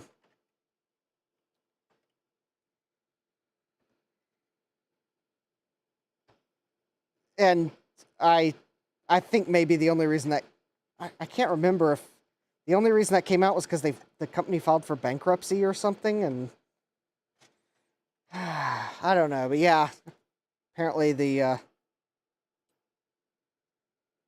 yeah, they were not doing slipstream recycling like they said for years that they were, because they weren't able to sell the plastic to, well, actually, if I remember the article correctly, it said that, yeah, the China stopped buying their the recyclables. That was the reason they gave. Whether that's true or not, I don't know, but that's the reason they gave in the article, if I remember it. But anyways, yeah.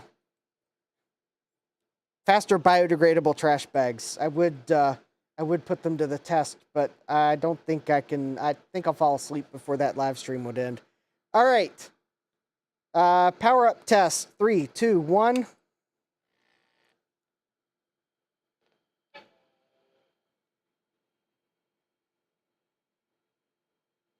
Well, that was a weird. Oh, wait. Yeah, all right. Well, we got the gray screen, we got the corners, we got the mouse cursor. I don't have a mouse plugged in. I just want to see if we get the question mark. We should. I'm getting weird noise.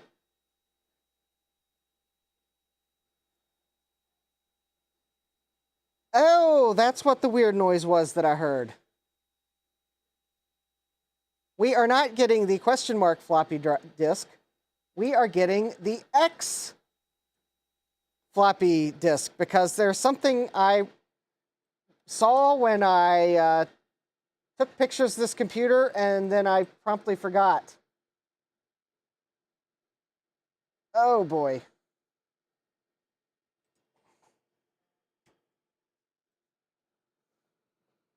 Yeah, there actually is a disk in the floppy drive.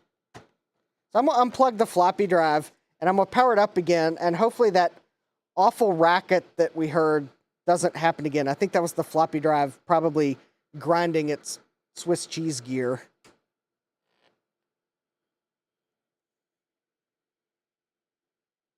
Oh, that sound still happened.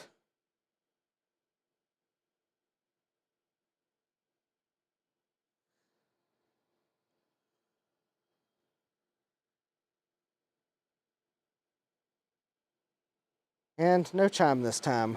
Interesting. Of course, maybe the power supply probably needs recapped.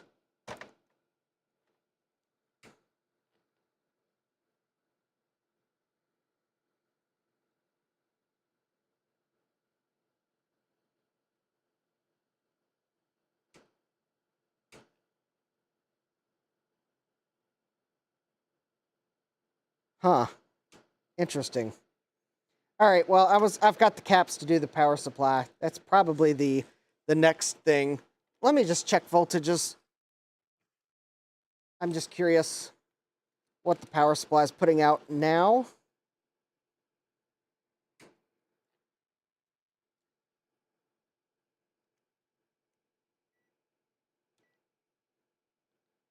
So -5 is -5. 12 is 12.2.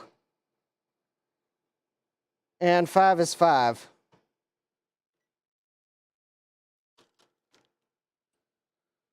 And it would seem as if something's not happy now.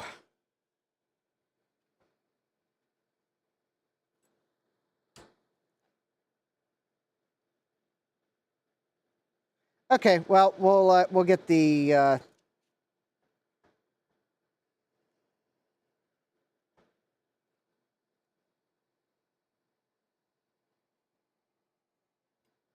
yeah, I mean, I'll get the put this in the ultrasonic cleaner and we'll do the power supply. Because I can't help to think that's probably related.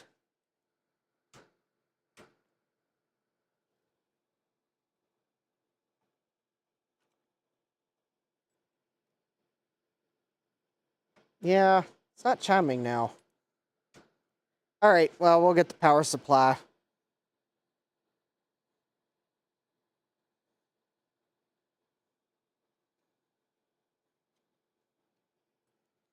And, well, we'll have to do the floppy drive at some point. Because, yeah, that floppy drive is jammed. All right. Well, I would go ahead and put this in the ultrasonic cleaner, but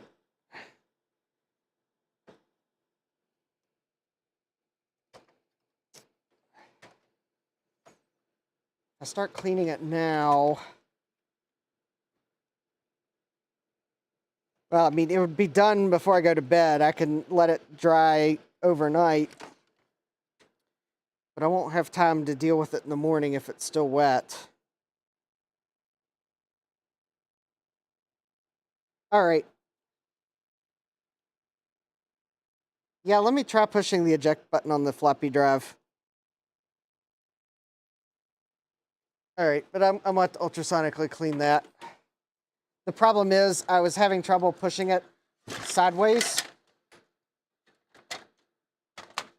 So I need to push it more on a head-on. Oh.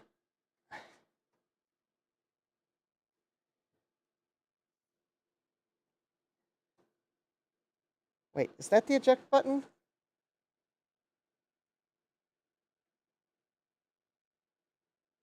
Yeah, that is the... Wait, no, that's the eject button right there. That's why I was having trouble. I was pushing the wrong thing. Oh.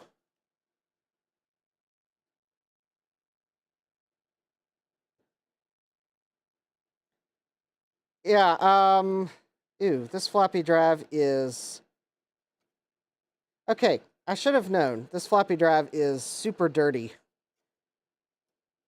And I have a feeling it probably... The gear probably died. But anyway, there's the floppy drive.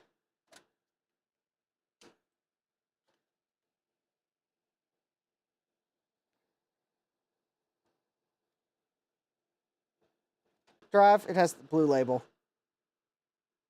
for auto inject. If it's a manual inject drive, it's guaranteed to be 1.44 megabytes. But yeah, for the auto injects, the blue label is high density and black label is double density or 720K.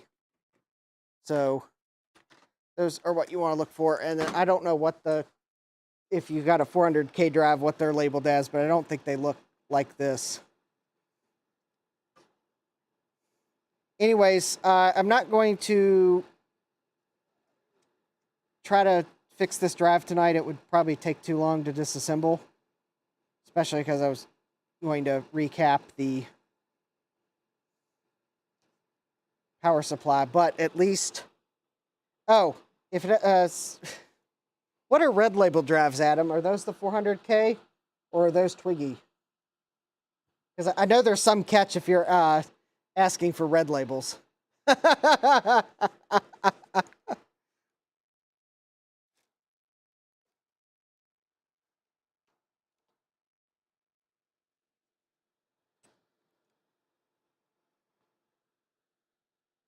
I'm looking for my screwdriver. Let's go at least take these screws out.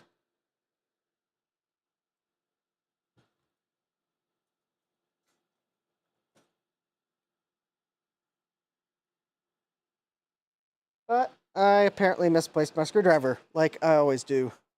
Oh, no, there it is. Oh, okay, red labels, early 800K and some 400K. Okay.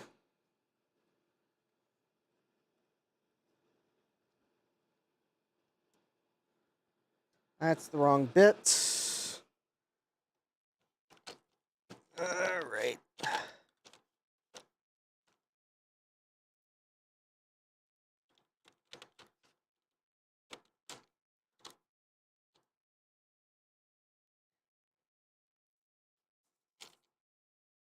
Okay, well, I'm going to have to find the screwdriver bits that I've misplaced, so I'll disassemble the floppy drive some other time.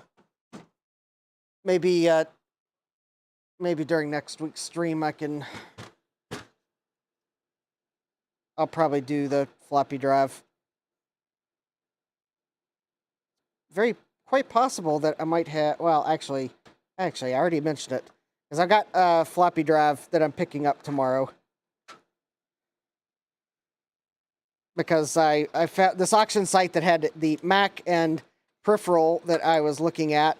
They also had a floppy drive listed, and I took a look at it, and I was pretty sure that it was the correct manual inject floppy drive that would go into an LC475. All right, so why am I having trouble removing this? I thought there were 2 clips.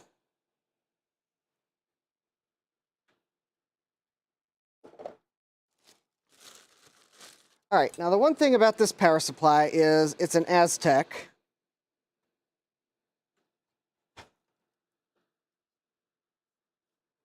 Broken plastics. Well, I mean, that's LC3s. That's what I said. They're more prone to seemingly more prone to broken plastic than LC2s, so. All right, I haven't done many Aztec power supplies. In fact, I think I've done one of them, and it didn't end in success. It also didn't end in failure, because technically, if I didn't have stuff on top of it, you would see it hasn't ended yet. I haven't managed to buy the spools of wire I need to make a new wire harness for it. I think I almost prefer the TDK ones if I remember, though.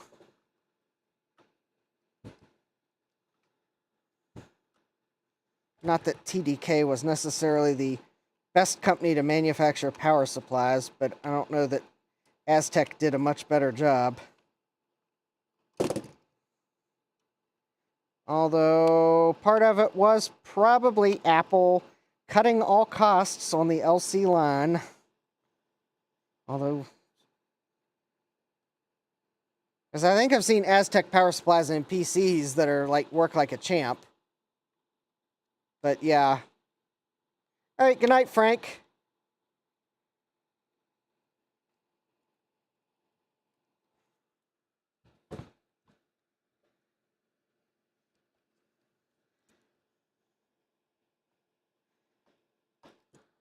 And actually, I don't know how big Adam's house is. I do know, though, he seems to have things shelved fairly efficiently in his basement.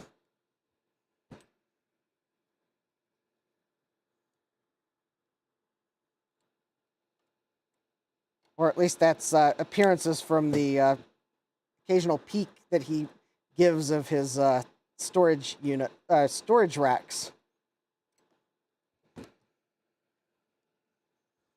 But, all right. So I got the 3 screws out, which I think are all I gotta do to get this cover off. Oh, and there's a clip on this side here.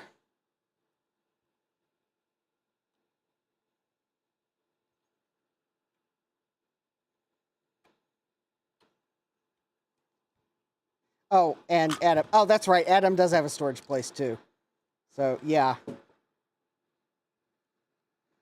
Because that's right. Adam has went to storage to get something for me once. Yes.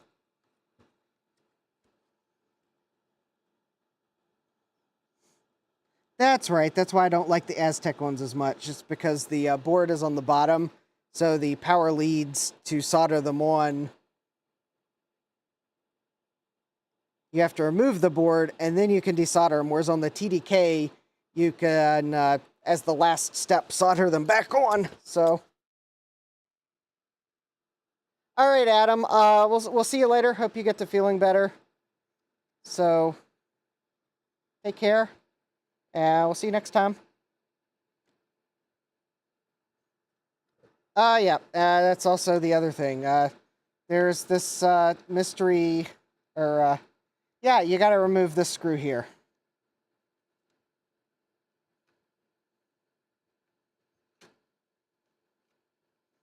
Because I think that's actually, yeah, that's the ground lug. And then, yeah, there's a star washer between those. Or is that integrated with the case? Nope. I'm hoping I didn't lose parts for my Aztec supply that I need to fix. And let's see here. And I bet the screw here has to come out.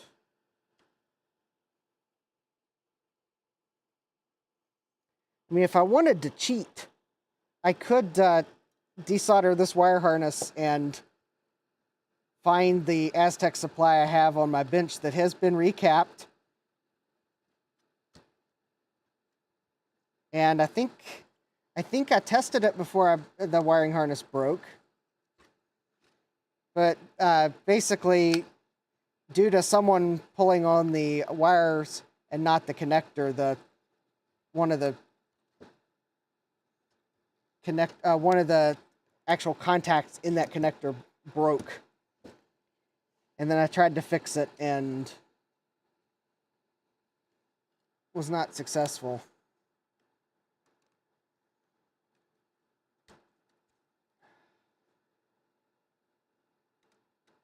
All right, so this is the Aztec supply, and I think I'm probably going to desolder these 2 wires.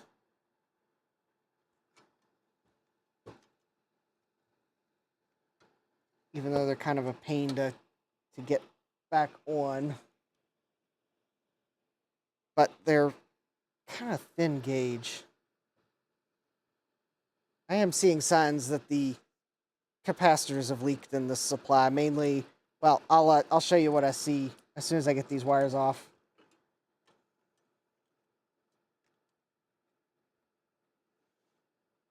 All right, Rudy, we'll see you later. Yep, luckily I'm I think luckily I only have about an hour and a half to drive. But I'm gonna give myself 2 hours because I know myself, and inevitably I'll I'll be headed out the door 15 minutes late, and I'm going to stop at Sheets on the way. So, so yeah, I'm going to try to leave 30 minutes early, and that hopefully will get me to RetroTech Chris's house at 9 o'clock.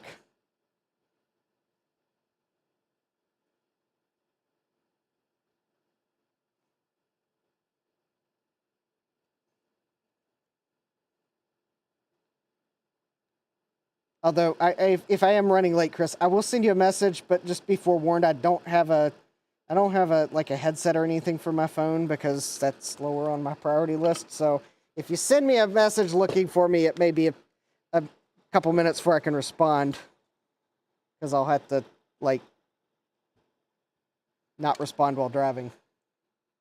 But you know that. You live in the same state I do. But yeah.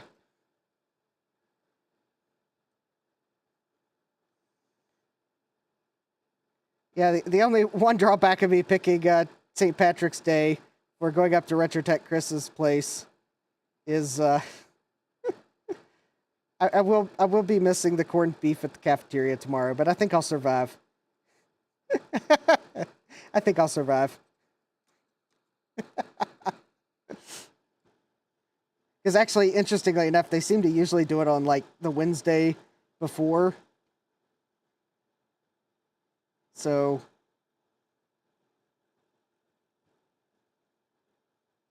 yeah, I guess although maybe that's because St. Patrick's Day didn't fall on a weekday last year. Yeah, this year they're doing the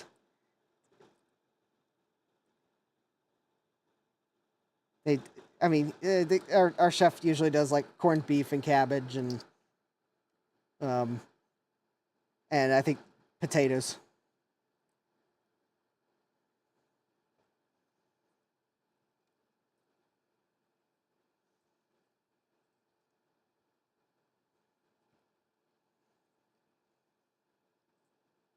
Oh, I can get this wire out.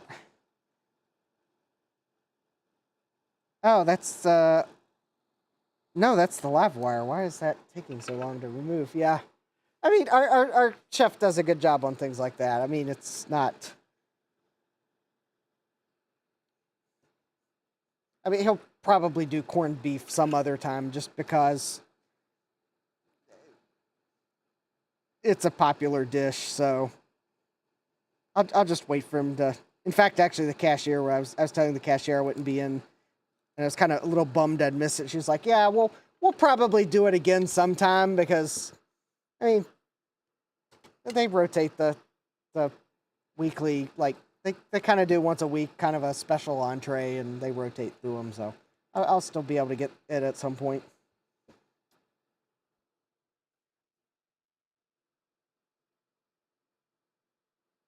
Oh, actually, Ryan, I'm not using StreamYard or anything like that, so I can't actually have guests.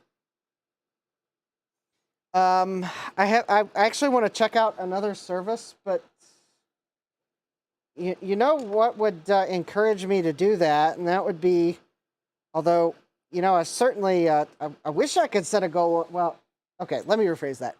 Yes, you can set goals on Patreon now. However, Patreon sent me an email yesterday. They're going to discontinue that feature. Um, yes, if I could get to like the $50 a month level on Patreon, then I would. That would probably be the point where I might resubscribe to a service like StreamYard. Talk about incentives to join my Patreon. And hey, Frodo Jedi, welcome.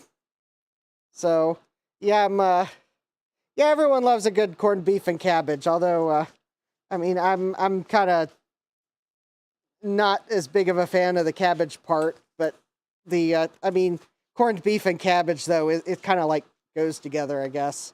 And the potatoes help with the cabbage isn't my exactly favorite vegetable to be broiled. But yeah, I know. It's kind of one of those. I gotta. Yep, that's the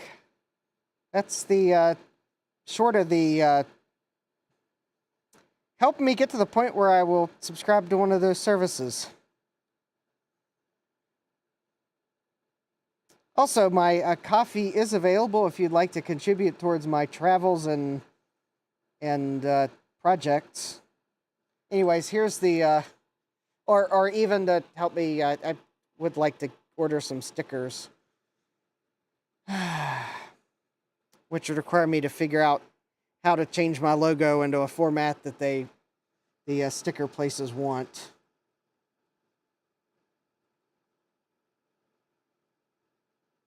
Although there's some of the sticker places you can send them the logo and they'll create the cutout for you, because I want to get I'd really like to get die cut stickers.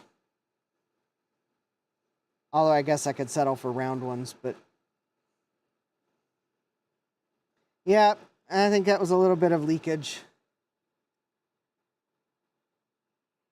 Yeah, Frodo Jedi is 16. Wow. Well, I won one on eBay. It was buy it now earlier this week. I'll be picking it up tomorrow. So, all right. I guess it's no time like the present to recap this power supply. Hopefully, I won't break the wire harness. Let me see if I can find the recap guide. I don't remember if Bruce has the Aztec one. Nope. That is not Bruce. I think it's Steve has the Aztec one.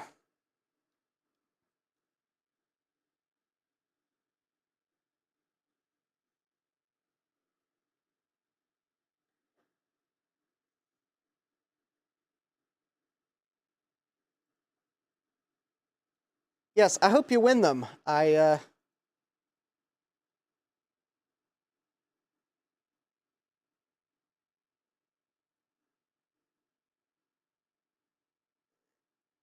And before anyone kind of wonders what in the world computer I want, it's not like it's some. It's not a rare unobtainium computer.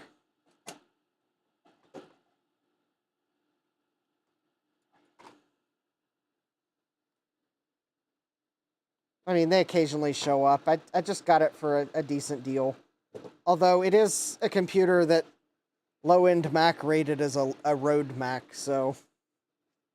Ooh, picking up 8 Apple IIs tomorrow. Awesome. Yes, I have, well, I guess I've got in my Apple II collection, I got an Apple IIe. I think it's a Platinum. I got an Apple IIc that's got issues. Mainly the keyboard is... keyboard needs help. I've got a Franklin Ace 1000, but... well, that's just a clone. And... oh, and then I got Franklin Ace 500, but it... well, Jeremy's got my keyboard, because that keyboard was even worse than the Apple IIc's keyboard. So... yeah, the Commodore PET is becoming unobtainium. That's for sure. Okay. Well, this big capacitor's too big for the desoldering gun. I guess I'm probably going to need to add some flux to...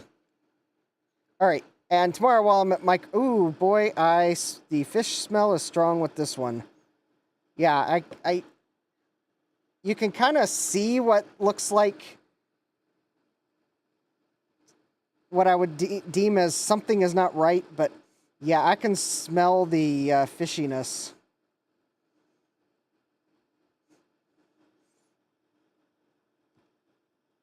Yeah, this... I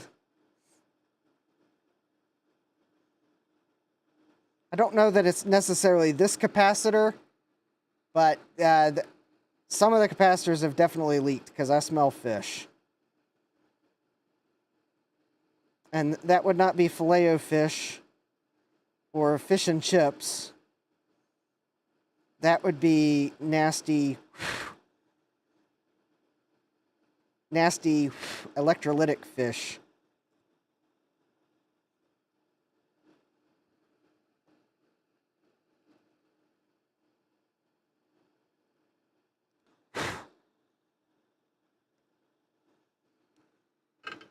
I mean, I don't know why it smells like that. It's almost to the point where I wonder if fish oil is in capacitors.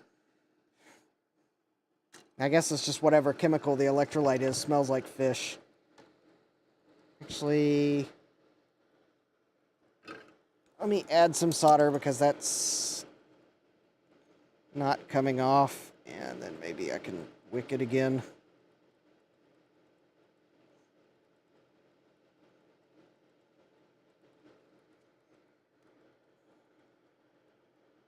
Yeah, that would be a good way to describe it, Jeremy. It's definitely not from the good side of the fish.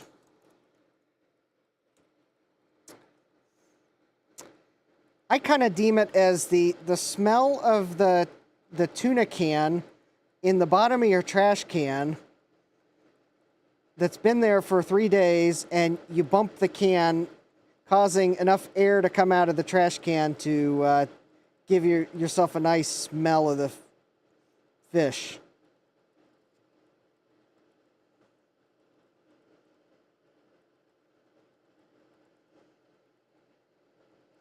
Or the tuna can that's been at the bottom of the trash can for 3 days, and your dog then decides to go through the trash, so you get a nice smell of the tuna can as you put it back in the trash can. Yeah, that's about what I describe it as, and we had dogs growing up, so believe me, the more you do to keep the dog from getting in the trash can, the more the dog will plot to get in the trash can.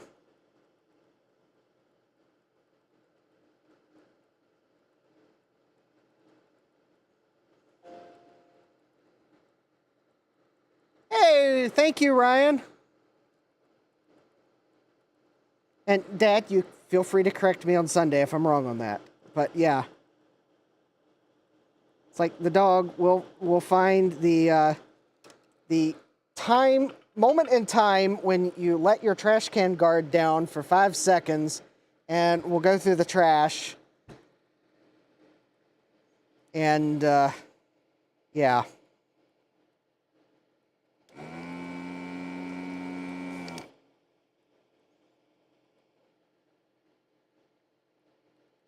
Woo! All right. Yes, Ryan, I will put that to good Macintosh use, or for stickers, one of the two, or for something nice.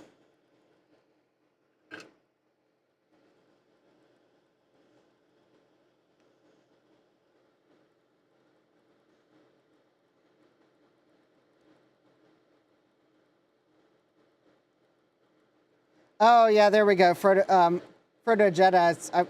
It's the other reason why I would like to get one of those StreamYard-like services. Although I want to try out EvoMux, because I've seen their advertisements and they have a couple features that I would like.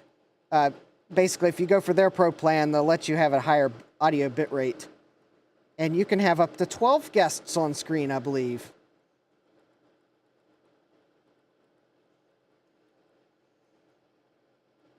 And I think another one of their features is that if you've got any participants backstage, the backstage participants can talk to each other. So you're not just simply sitting backstage twiddling your thumbs. So I think they call it like a green room. So you could actually, if you got like, I guess a talk show, yeah, it's kind of like a green room experience for the people that's not in. I could kind of see where that could be nice to to be able to have people come in and out. But if you're not in the live stream, then you can talk amongst whoever's not there. Or I guess if someone needed to strategize, you could pop them both in the green room and they can talk off stream and then make their announcement once they've decided on what it is. Oh yeah, you know, I think that capacitor leaked. That's probably why I smelled fish, because that doesn't exactly look like flux. It kind of, yeah, there is kind of a fishy smell coming off this capacitor. So that one leaked. But yeah, I wish I could show Frodo Jedi's comment. They have methylamine or dithylamine in the capacitor, depending on manufacturer, and they both smell fishy.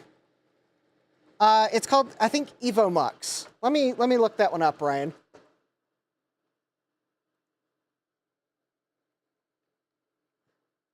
I would kind of like to try it out, but I definitely, if anyone, because I know when a bunch of us were looking at StreamYard, I mean, StreamYard was like the best out there. But I put a link in the chat. I'm not sponsored by them. I just happened to see their ad on social media, and I went to look at their features, and I thought they had some pretty nice features. But I like the fact that you can have 320 kilobit audio instead of like 128K with StreamYard. Now, I want to say, yeah, up to 12 on-screen participants. And they have a backstage mode, which I thought's pretty cool. So anyone that's not live can still talk amongst themselves backstage, which that's pretty cool. So, in spite of the distance, it's looking like you might have to try to get to VCF East. Ah, cool, Jeremy.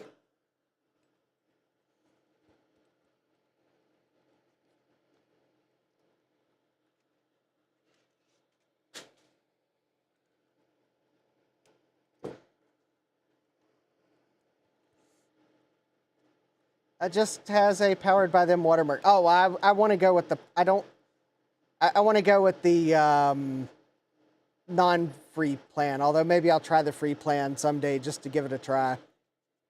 Because I don't really want the watermark. Again, I mean, I might someday try the free version just to give it a try.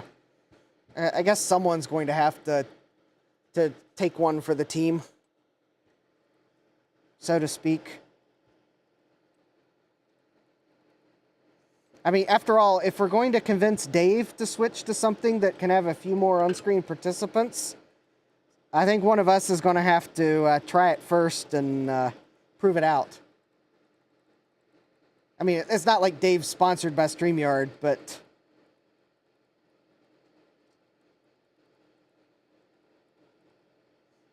so anyways, I may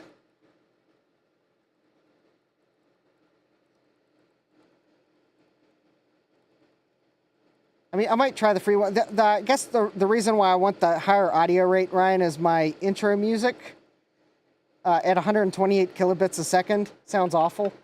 I can tell there's a audio quality problem. I'll put it that way. I mean, I guess if you don't realize it, it just kind of sounds like there's static in the audio that's maybe supposed to be there, but I know that it's not supposed to be there. It drives me nuts. All right, so I'm just removing these caps here.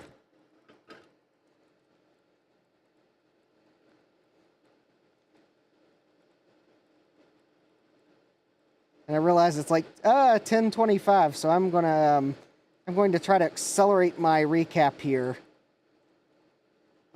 Because really, I'm really going to try to stop by 11, and knowing myself, that probably means I'll. Yeah, for what I am late on streams, it also does seem like on the other end of the stream, I make up for it. So hence my goal of wanting to stop by 11, so that maybe I'll actually stop by like a quarter after 11.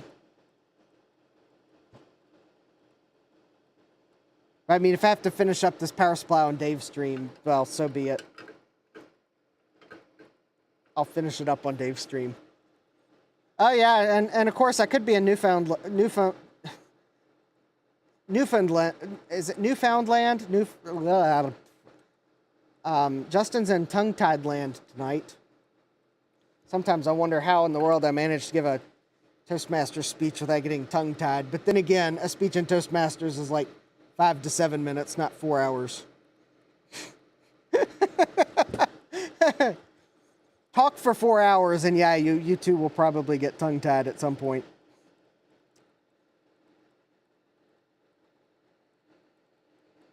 Oh, yeah, oh, I guess if anyone's... I do have links in the description. You know, I would... Honestly, something else I would like to do is figure out how some YouTubers set up, like, a chat... or a chat bot that could maybe periodically drop links in the chat. I think Twitch might make that easier to do, but I'm fairly sure that you should be able... I'm convinced that you could do it with YouTube, too. Oh, I've got a new patron. Yay. Yeah, Patreon doesn't let you do, like, stream alerts. Shame on them. You know, I should ask them to do that, because that would be really cool to have a stream alert. Oh, yeah, speaking of Twitch, yeah, let's see here. Oh, I've got... Let's see here. Spam. Oh, government subsidized program for solar. Yeah, right. Let's see here. It's a spam message. Price drop on a CRT monitor. Come on, Patreon. Yes, I've got 3 new alerts on coffee. What's new? What is new, coffee? Tell me what is new. Oh, and you're going to make me log in, of course. Please wait while I see what coffee was trying to tell me. Yay! Thank you, Ryan. Ryan says, gas money. Yes. That will definitely help me get some, fill up with gas tomorrow, Ryan. Thank you. And, all right, Patreon. Yeah, Patreon's slow to send me the email, but yes, thank you, Frodo Jedi.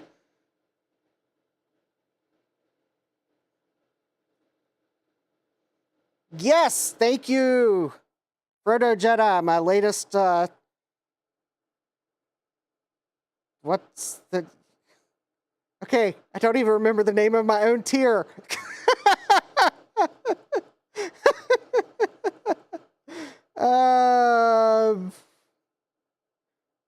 That's bad. Yes, channel sustainer. Thank you, Frodo Jedi.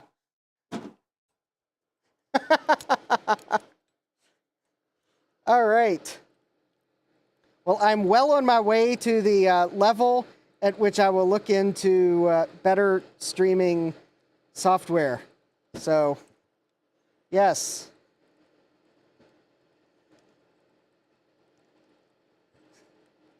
Yes, and I will remember to update my intro animation before my next live stream.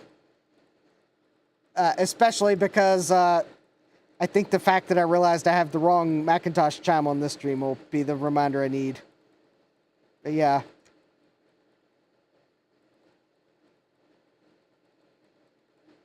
Because actually I think the LC475 has yet another chime altogether, if I'm not mistaken. So, yes, all right.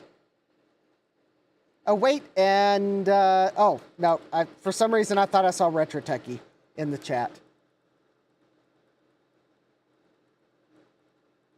So, oh, all right, 5, good night, and happy Arduino tinkering. Tinkering. Ugh, I cannot talk tonight. Yeah, Ryan, that's probably what I should do is maybe I should if I remember, just give my mods a list of links so that they can copy and paste them. I will try to do that.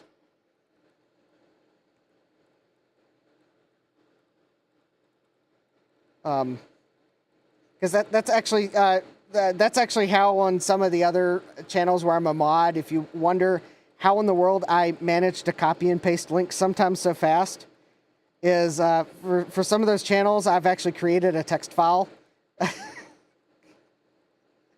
And if I remember to open it, that is. And it's got like the links that they most commonly mention. Although there was that one stream Ron did where like, I guess people were sharing their favorite YouTube channels. I actually did not know what people were going to suggest beforehand. Let me tell you, if you had been in my house watching me furiously look up these channels to copy and paste the link as fast as I did.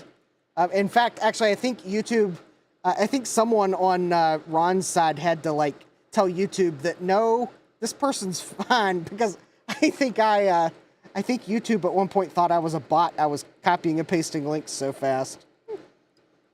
Although I think sometimes people think I am a bot, but no. I can also be very fast on the search when my fingers are cooperating.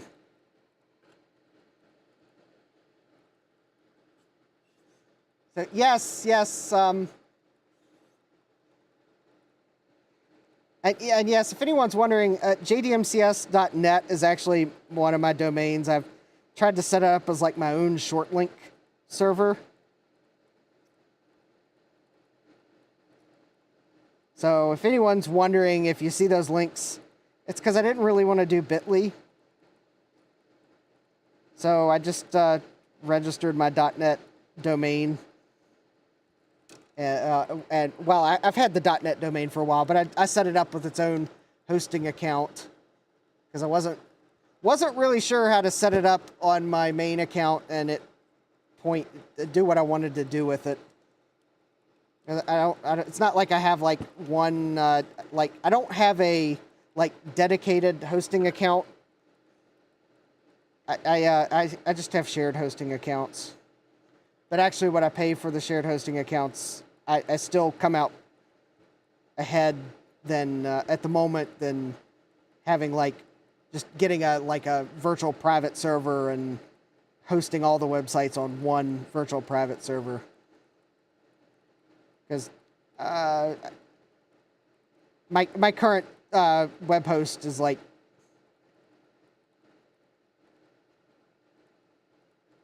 I think my main domain, it's like $3 a month, and I pay for a static IP on it. And I think the static IP actually costs me more than the web hosting.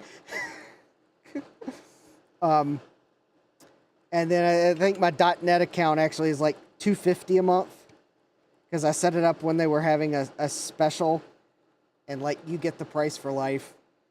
But yeah, jdmcs.net is it's my domain. I set it up as like a short link site for myself. I kind of would actually like to. I have an idea for like trying to set, if you go to jdmcs.net, the root, I'd like to kind of set it up like a really fancy, like you know, if you have one of those like link tree. I'd kind of like to set it up as like a kind of like a page with all my links, but I have an idea in mind, and I don't know if HTML5 and cascading style sheets can do it. Haven't had time to sit down and look at it, but I'd kind of like to have it have what looks like a Mac OS X status bar that kind of has a logo for each of my websites, some of which I haven't developed yet, so they don't have a logo. But I guess as you scroll down the page, it kind of like scrolls across the icons on the bottom that looks like the dock, and it kind of like makes the section that you're looking at be active.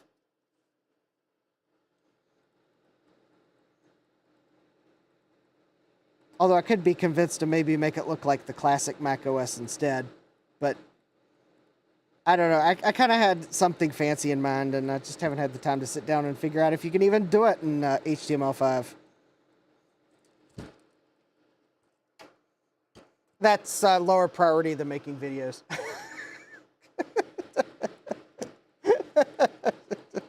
Yeah, so don't worry. I'm not going to... I have many things in my life that divert me from making videos. Since I am just one person, I'm not going to let my ideas for my my own personal Linktree-like website divert me from videos. So that's lower on my learning priority list. Although there is one advantage to running your own like Linktree type site.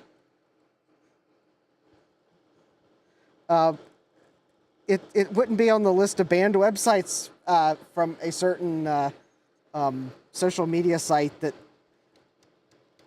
for some reason, the owner of which thinks that that's stealing revenue from them by banning using URLs to certain other sites.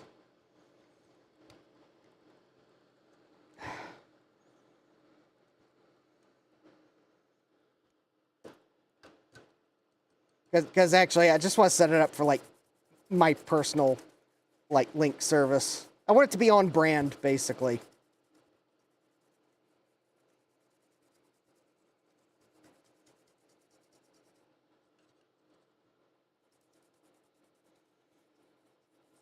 I don't know if I can't do the like taskbar type thing, because I thought that would look really cool. Maybe I might find some other computer thing I can mimic as you scroll the page with the links.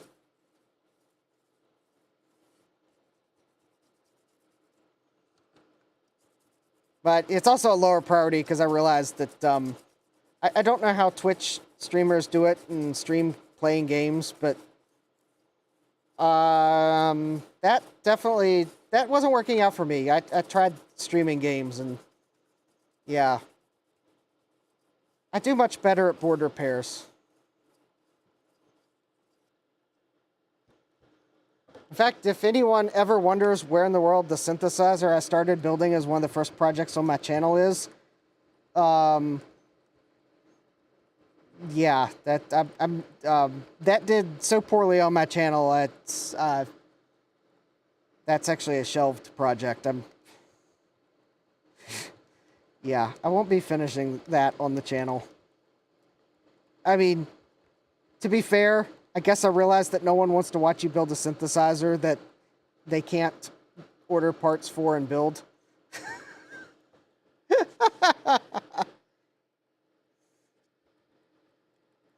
Yes, okay, Jeremy. Yeah, I can let you know what I have camera-wise. And, yeah, thank you, Ryan, for sharing my Amazon wish list. I may have some slightly odd things on it. I may have some slightly expensive things on it because, well, I mean, it is a wish list. And, well, yeah, it's a wish list. If one of you wins the lottery and wants to buy the really expensive camera lens for me as a gift, yeah. Otherwise, yeah, I'll probably end up buying it myself someday. But yeah, it's a wish list. There's also some inexpensive things on it too. Oh, yay!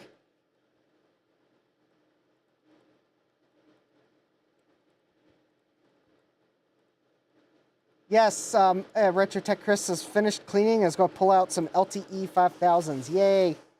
Yes, pick some of your favorites, Chris. Surprise me.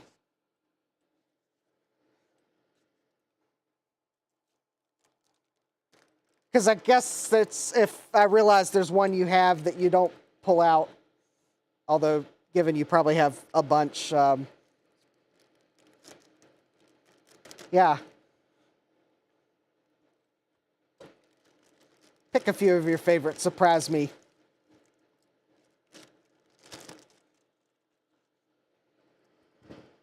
Because I think you have enough. I'm not going to expect your family to be tripping over them.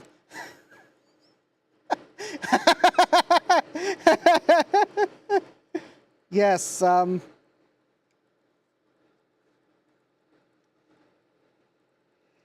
yes, Chris, I am going to.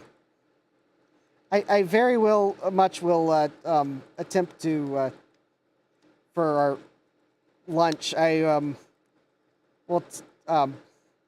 Actually, my backup plan, because I have to admit, I'm wearing a hoodie, so you can't tell, but I usually been wearing overalls these days because, I don't know, they're becoming part of me. But I have like a vest. It's kind of like a fleece vest that looks pretty nice. So my backup plan, Chris, if I can't otherwise find a pair of pants that looks nice, I'm just gonna wear my fleece vest tomorrow. And but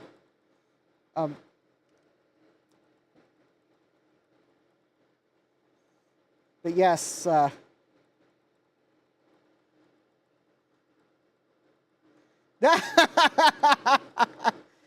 actually, I suspect, Jeremy, that might actually be something that Chris might actually just have to take a look at. Because that is actually a rather impressive server.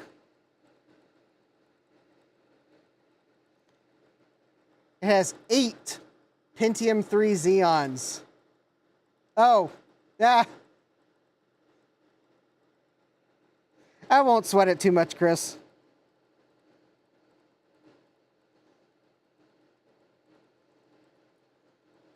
After all, if I wear my stylish flat cap,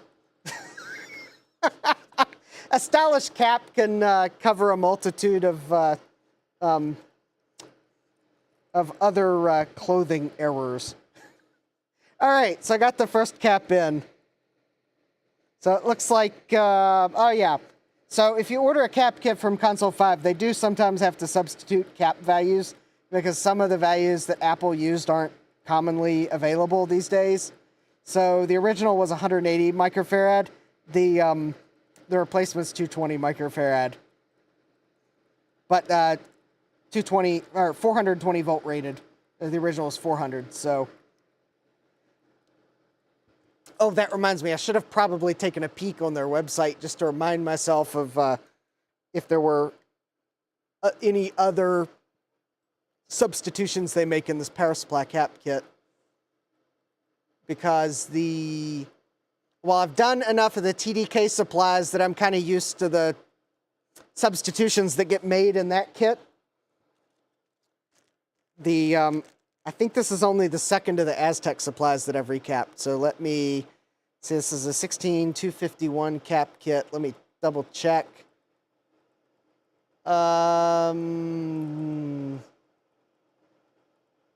Okay. Yep, looks like that's the only one that they at least document as substituting. But I've got their list up just in case I need it. I do hope your cap kit arrives soon, Ryan, because you have some neat Macs and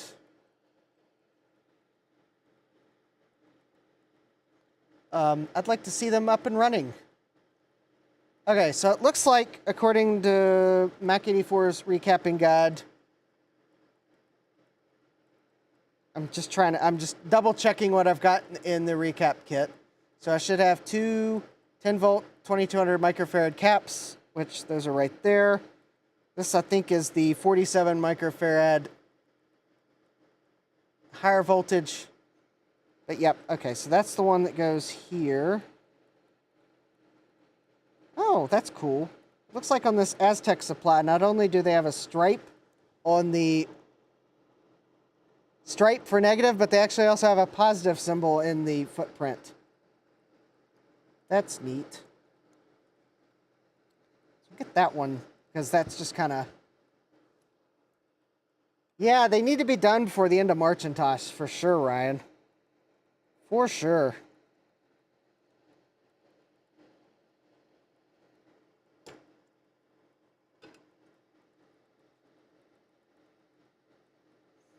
Yeah, the cap will make it all work, exactly.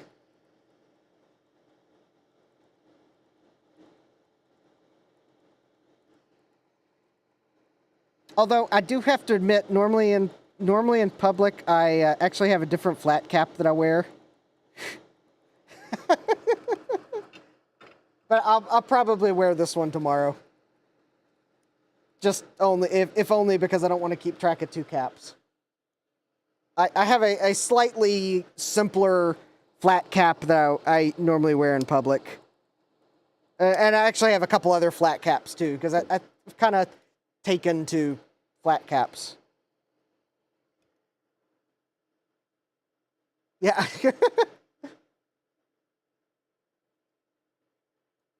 Yeah, that server would run 8 blue SCSI drives at once. Yes, it would. Or 4, yeah. Come on, Jeremy. It's got expansion slots. We could run 8 at a time. I don't know that I could afford 8 for just one computer, but... Because I need blue SCSI V2s. Oh, wait, actually, I say that, but then I realized, wait a minute. I'm in process of ordering parts to have 10 built, so... Actually, I just realized, yes, I can afford to have 8 in the computer at once. Just not permanently. Because those are for other projects as well. And actually, part of the reason I'm ordering 10 is just because that's just a number that made sense. All right, so these two caps go here. 386. Actually, there are a couple computers that things that I'm going to specifically look for tomorrow, and I don't know what the success level would be, but a 286 is one of them. Empty beige cases is definitely on my list, especially if they're AT cases. Anything Macintosh, yeah. That's probably a given.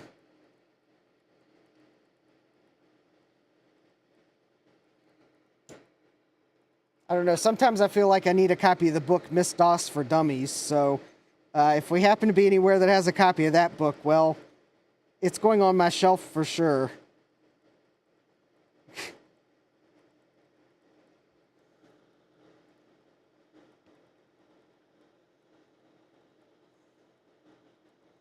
Or maybe actually it would be I need a copy of the book Windows 95 for Dummies too.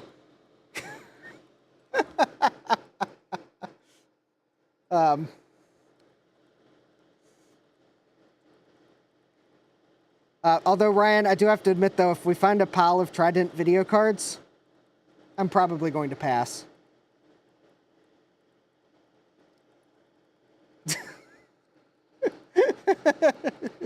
I have my limits.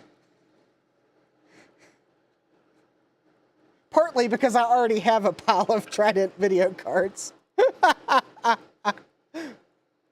Oh, that's, yeah, that's actually, yeah, 386 on a, card with a proprietary backplane. No, that's not as cool, but yeah, it's still cool. I like the ones that are actually on, like, ISA-card backplanes, because then they're interchangeable.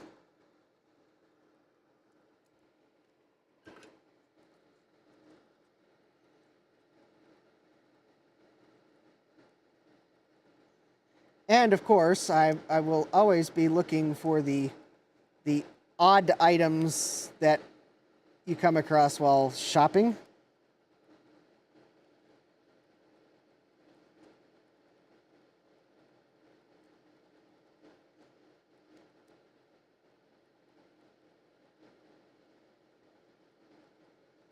There we go. Just trying to clean up the solder. These didn't, yeah.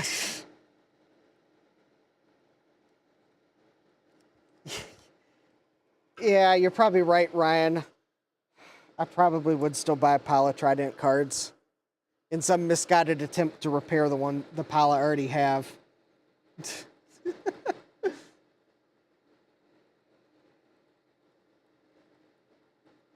Or in some attempt to prove that, yes, indeed, I did find a pile of Trident cards while thrifting. Okay, it's ISA, but it's weird. Yeah. It's not weird because it's maybe an EISA. Although that would be weird to have an EISA slot for the single board computer, but then ISA for everything else. But I wouldn't put it past some company to have done that. So this is the 1200 microfarad 16 volt.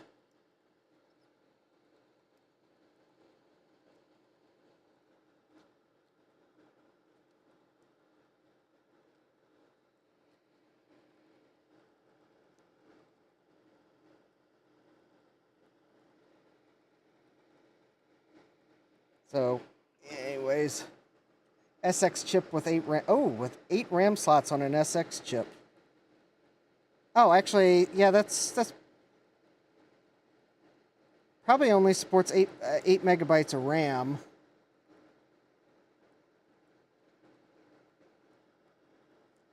Although I'm pretty sure the SX processors actually like supported 16, but there's a bunch of SX computers I've seen that they only supported 8. So maybe that was a chipset limitation.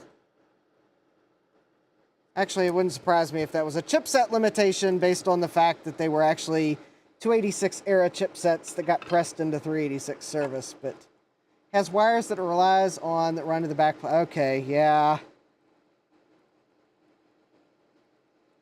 Well, you know, maybe I'm judging that particular computer style more harshly than I should. It could be one of the early attempts at backplanes, so they were still figuring things out. All right, so got that capacitor in.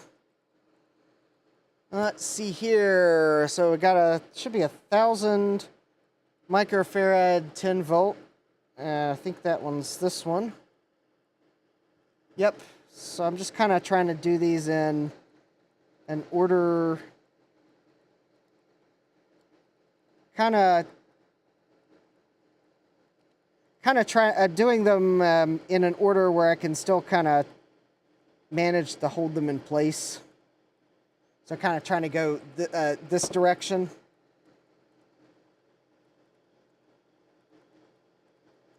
So I think I will finish putting the caps in tonight, but I'll probably end the stream about there so that, yes, we should look at that motherboard tomorrow, Chris. That is a very interesting motherboard.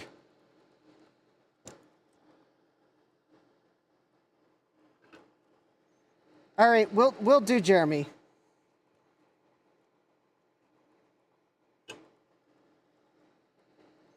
As long as it's not overpriced, we'll do.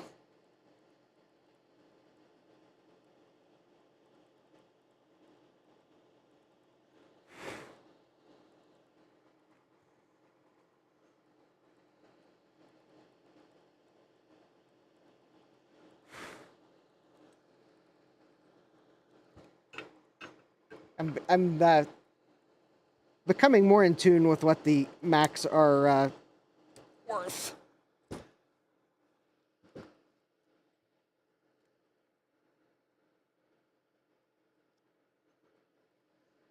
All right, let's see here. It's 470, 16 volts. Right here.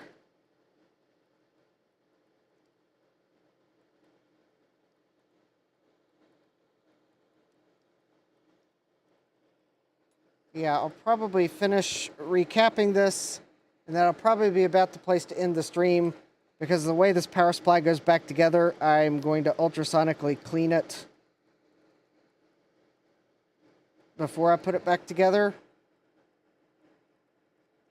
Just because I don't want to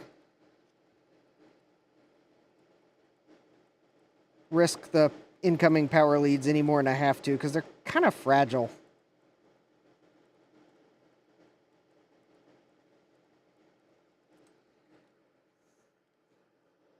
Plus, it's getting to be about 11 here, so...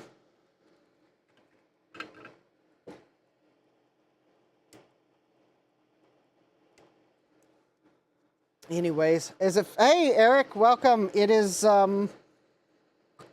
closer to fixed now than it was a little while ago. And why does it seem like I have an extra... Oh, it seems like Console 5 may have sent me an extra capacitor. Hold on while I do a double check here. So I got 2 here. 1, 2, 3, 4, 5, 6, 7. 1, 2, 3, 4, 5, 6, 7. Oh, it looks like I got a bonus capacitor. So let's see, that's 120 microfarad, 16 volt. That one's 120 microfarad, 16 volt. And that is 120 microfarad, 16 volt. Okay, so it looks like I got a free bonus one, which I guess is better than them for getting one. So, one of these is going to be a slightly tight fit, but...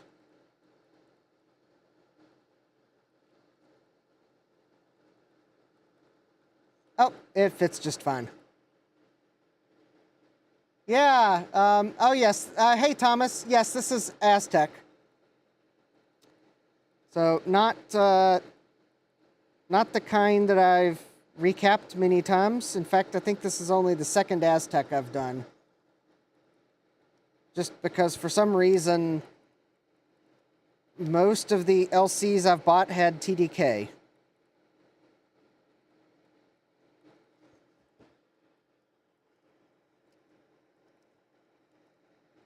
Not that that was necessarily because TDK made the best power supply, but I'm kind of wondering if TDK gave Apple the lowest price.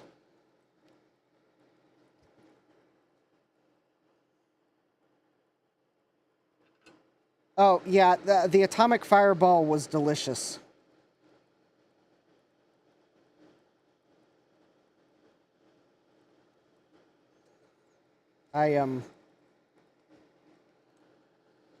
I already enjoyed it.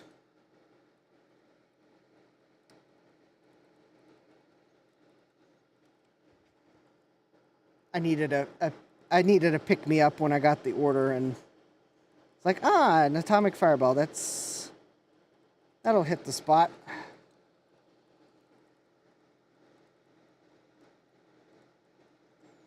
In fact, actually, I've I had a container of them for the longest time, but when I ran out,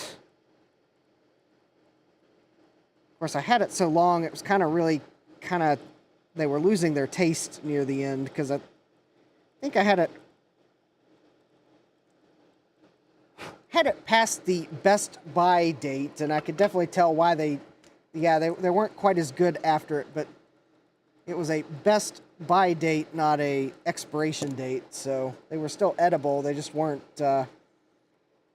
quite as good. Yes, I do enjoy barbecue, Jeremy.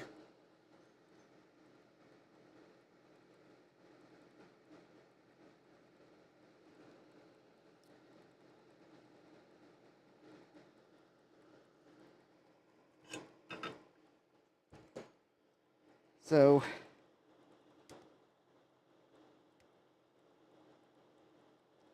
but yeah, last time I was shopping at the place where I bought the package of Atomic Fireballs. They were out of stock. So, yep. Oh, good night, Eric. Yeah, I'm about to wrap the stream because I'm making a road trip tomorrow. So, Anyways, all right, I got the power supply recapped, and just due to the way the Aztec power supplies go back together, I think this is the real reason why I don't like them as much, is because they're harder to put the power leads back on. And the power leads are a thinner gauge wire than the TDK ones, so I'll at least give TDK the award for using, I think, 18 gauge wire on the incoming power leads. So I am not going to test this tonight. I will ultrasonically clean it, and probably I'll test it on Dave's stream probably. But yeah, I'm making a road trip tomorrow for yeah, I did replace the big capacitor, Thomas, because it, as I desoldered it, it smelled of fish, and when I had it off the board, there was what appeared to be electrolyte under it, so it met my criteria for replacing, even though the recapping guides say should not need replacing. That in this case, this one needed it, so I replaced them all. I even replaced this one that also should not need replaced, but I went ahead and replaced it. But yeah, anyways, yeah, so that is actually where I'm going to end tonight. I kind of wish I could have finished everything, but I have so much fun interacting with you all. Well, it's okay that I didn't get it finished because I interacted with you all. We had fun. But anyways, yeah, I'm traveling up tomorrow to go visit Retrotech Chris. We're gonna go shopping. I'm gonna get a chance to see some of his collection. We'll probably do something YouTube-y. If I can get away with it, I might even we'll see if I maybe post some things to Instagram. If there's no one standing outside the store, I will even take a picture of the Micro Center in Fairfax so that you all can see that it looks like it came straight out of the 80s. Because, yeah, it did. It's like, I think, 1 or 2 Micro Centers in the US that still have their 80s appearance. But I think I think the Micro Center in Fairfax will probably have to move to a new store because they're going to redevelop the shopping center it's in. So I think the count will soon be down to 1 Micro Center with the original appearance. So I will attempt to snag a picture of it while the building's still there before they move to a potential new location. I don't know. I think we'll probably, if we do anything, it'll probably be more scripted than live stream. But we'll see what we get into.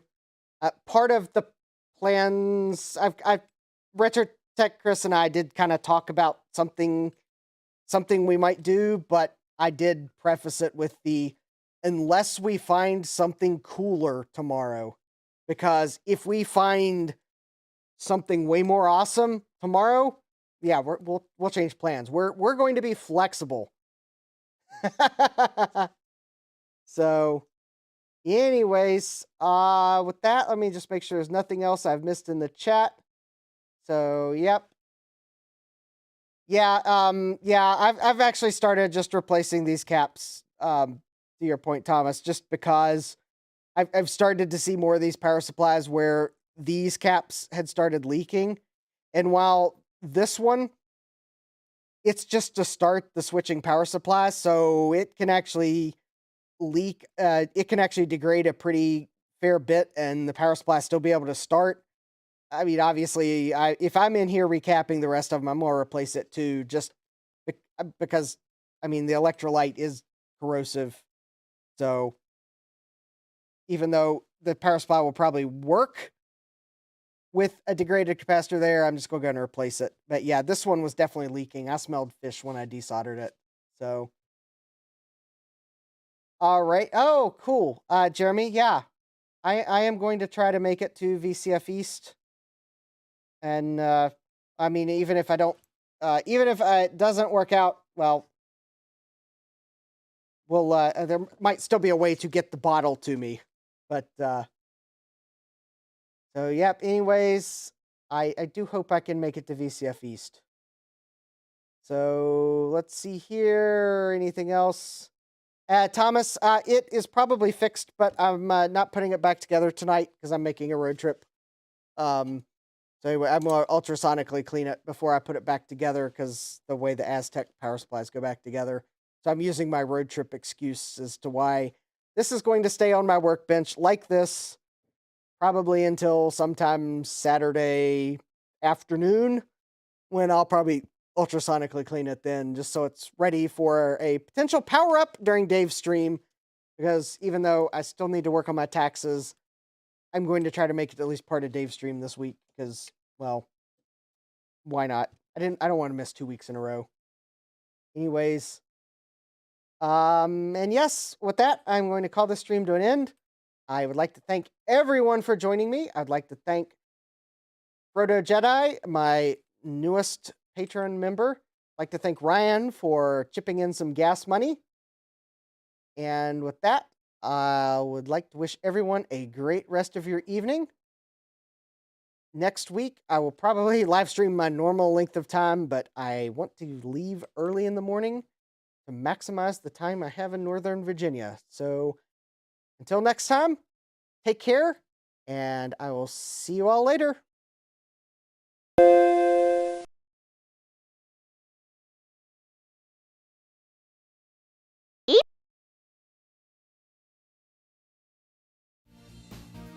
Computerized Start is brought to you by my awesome patrons on Patreon and by your tips and memberships on Ko-fi. These and other channel supporters make my live streams possible. You too can become a channel supporter with tiers starting at just $1. Don't forget to smash that like button. And if you've liked what you've seen, subscribe and turn on notifications so that you don't miss the next video or live stream. And as always, thank you for all your support. I hope to see you next time. And until then, take care.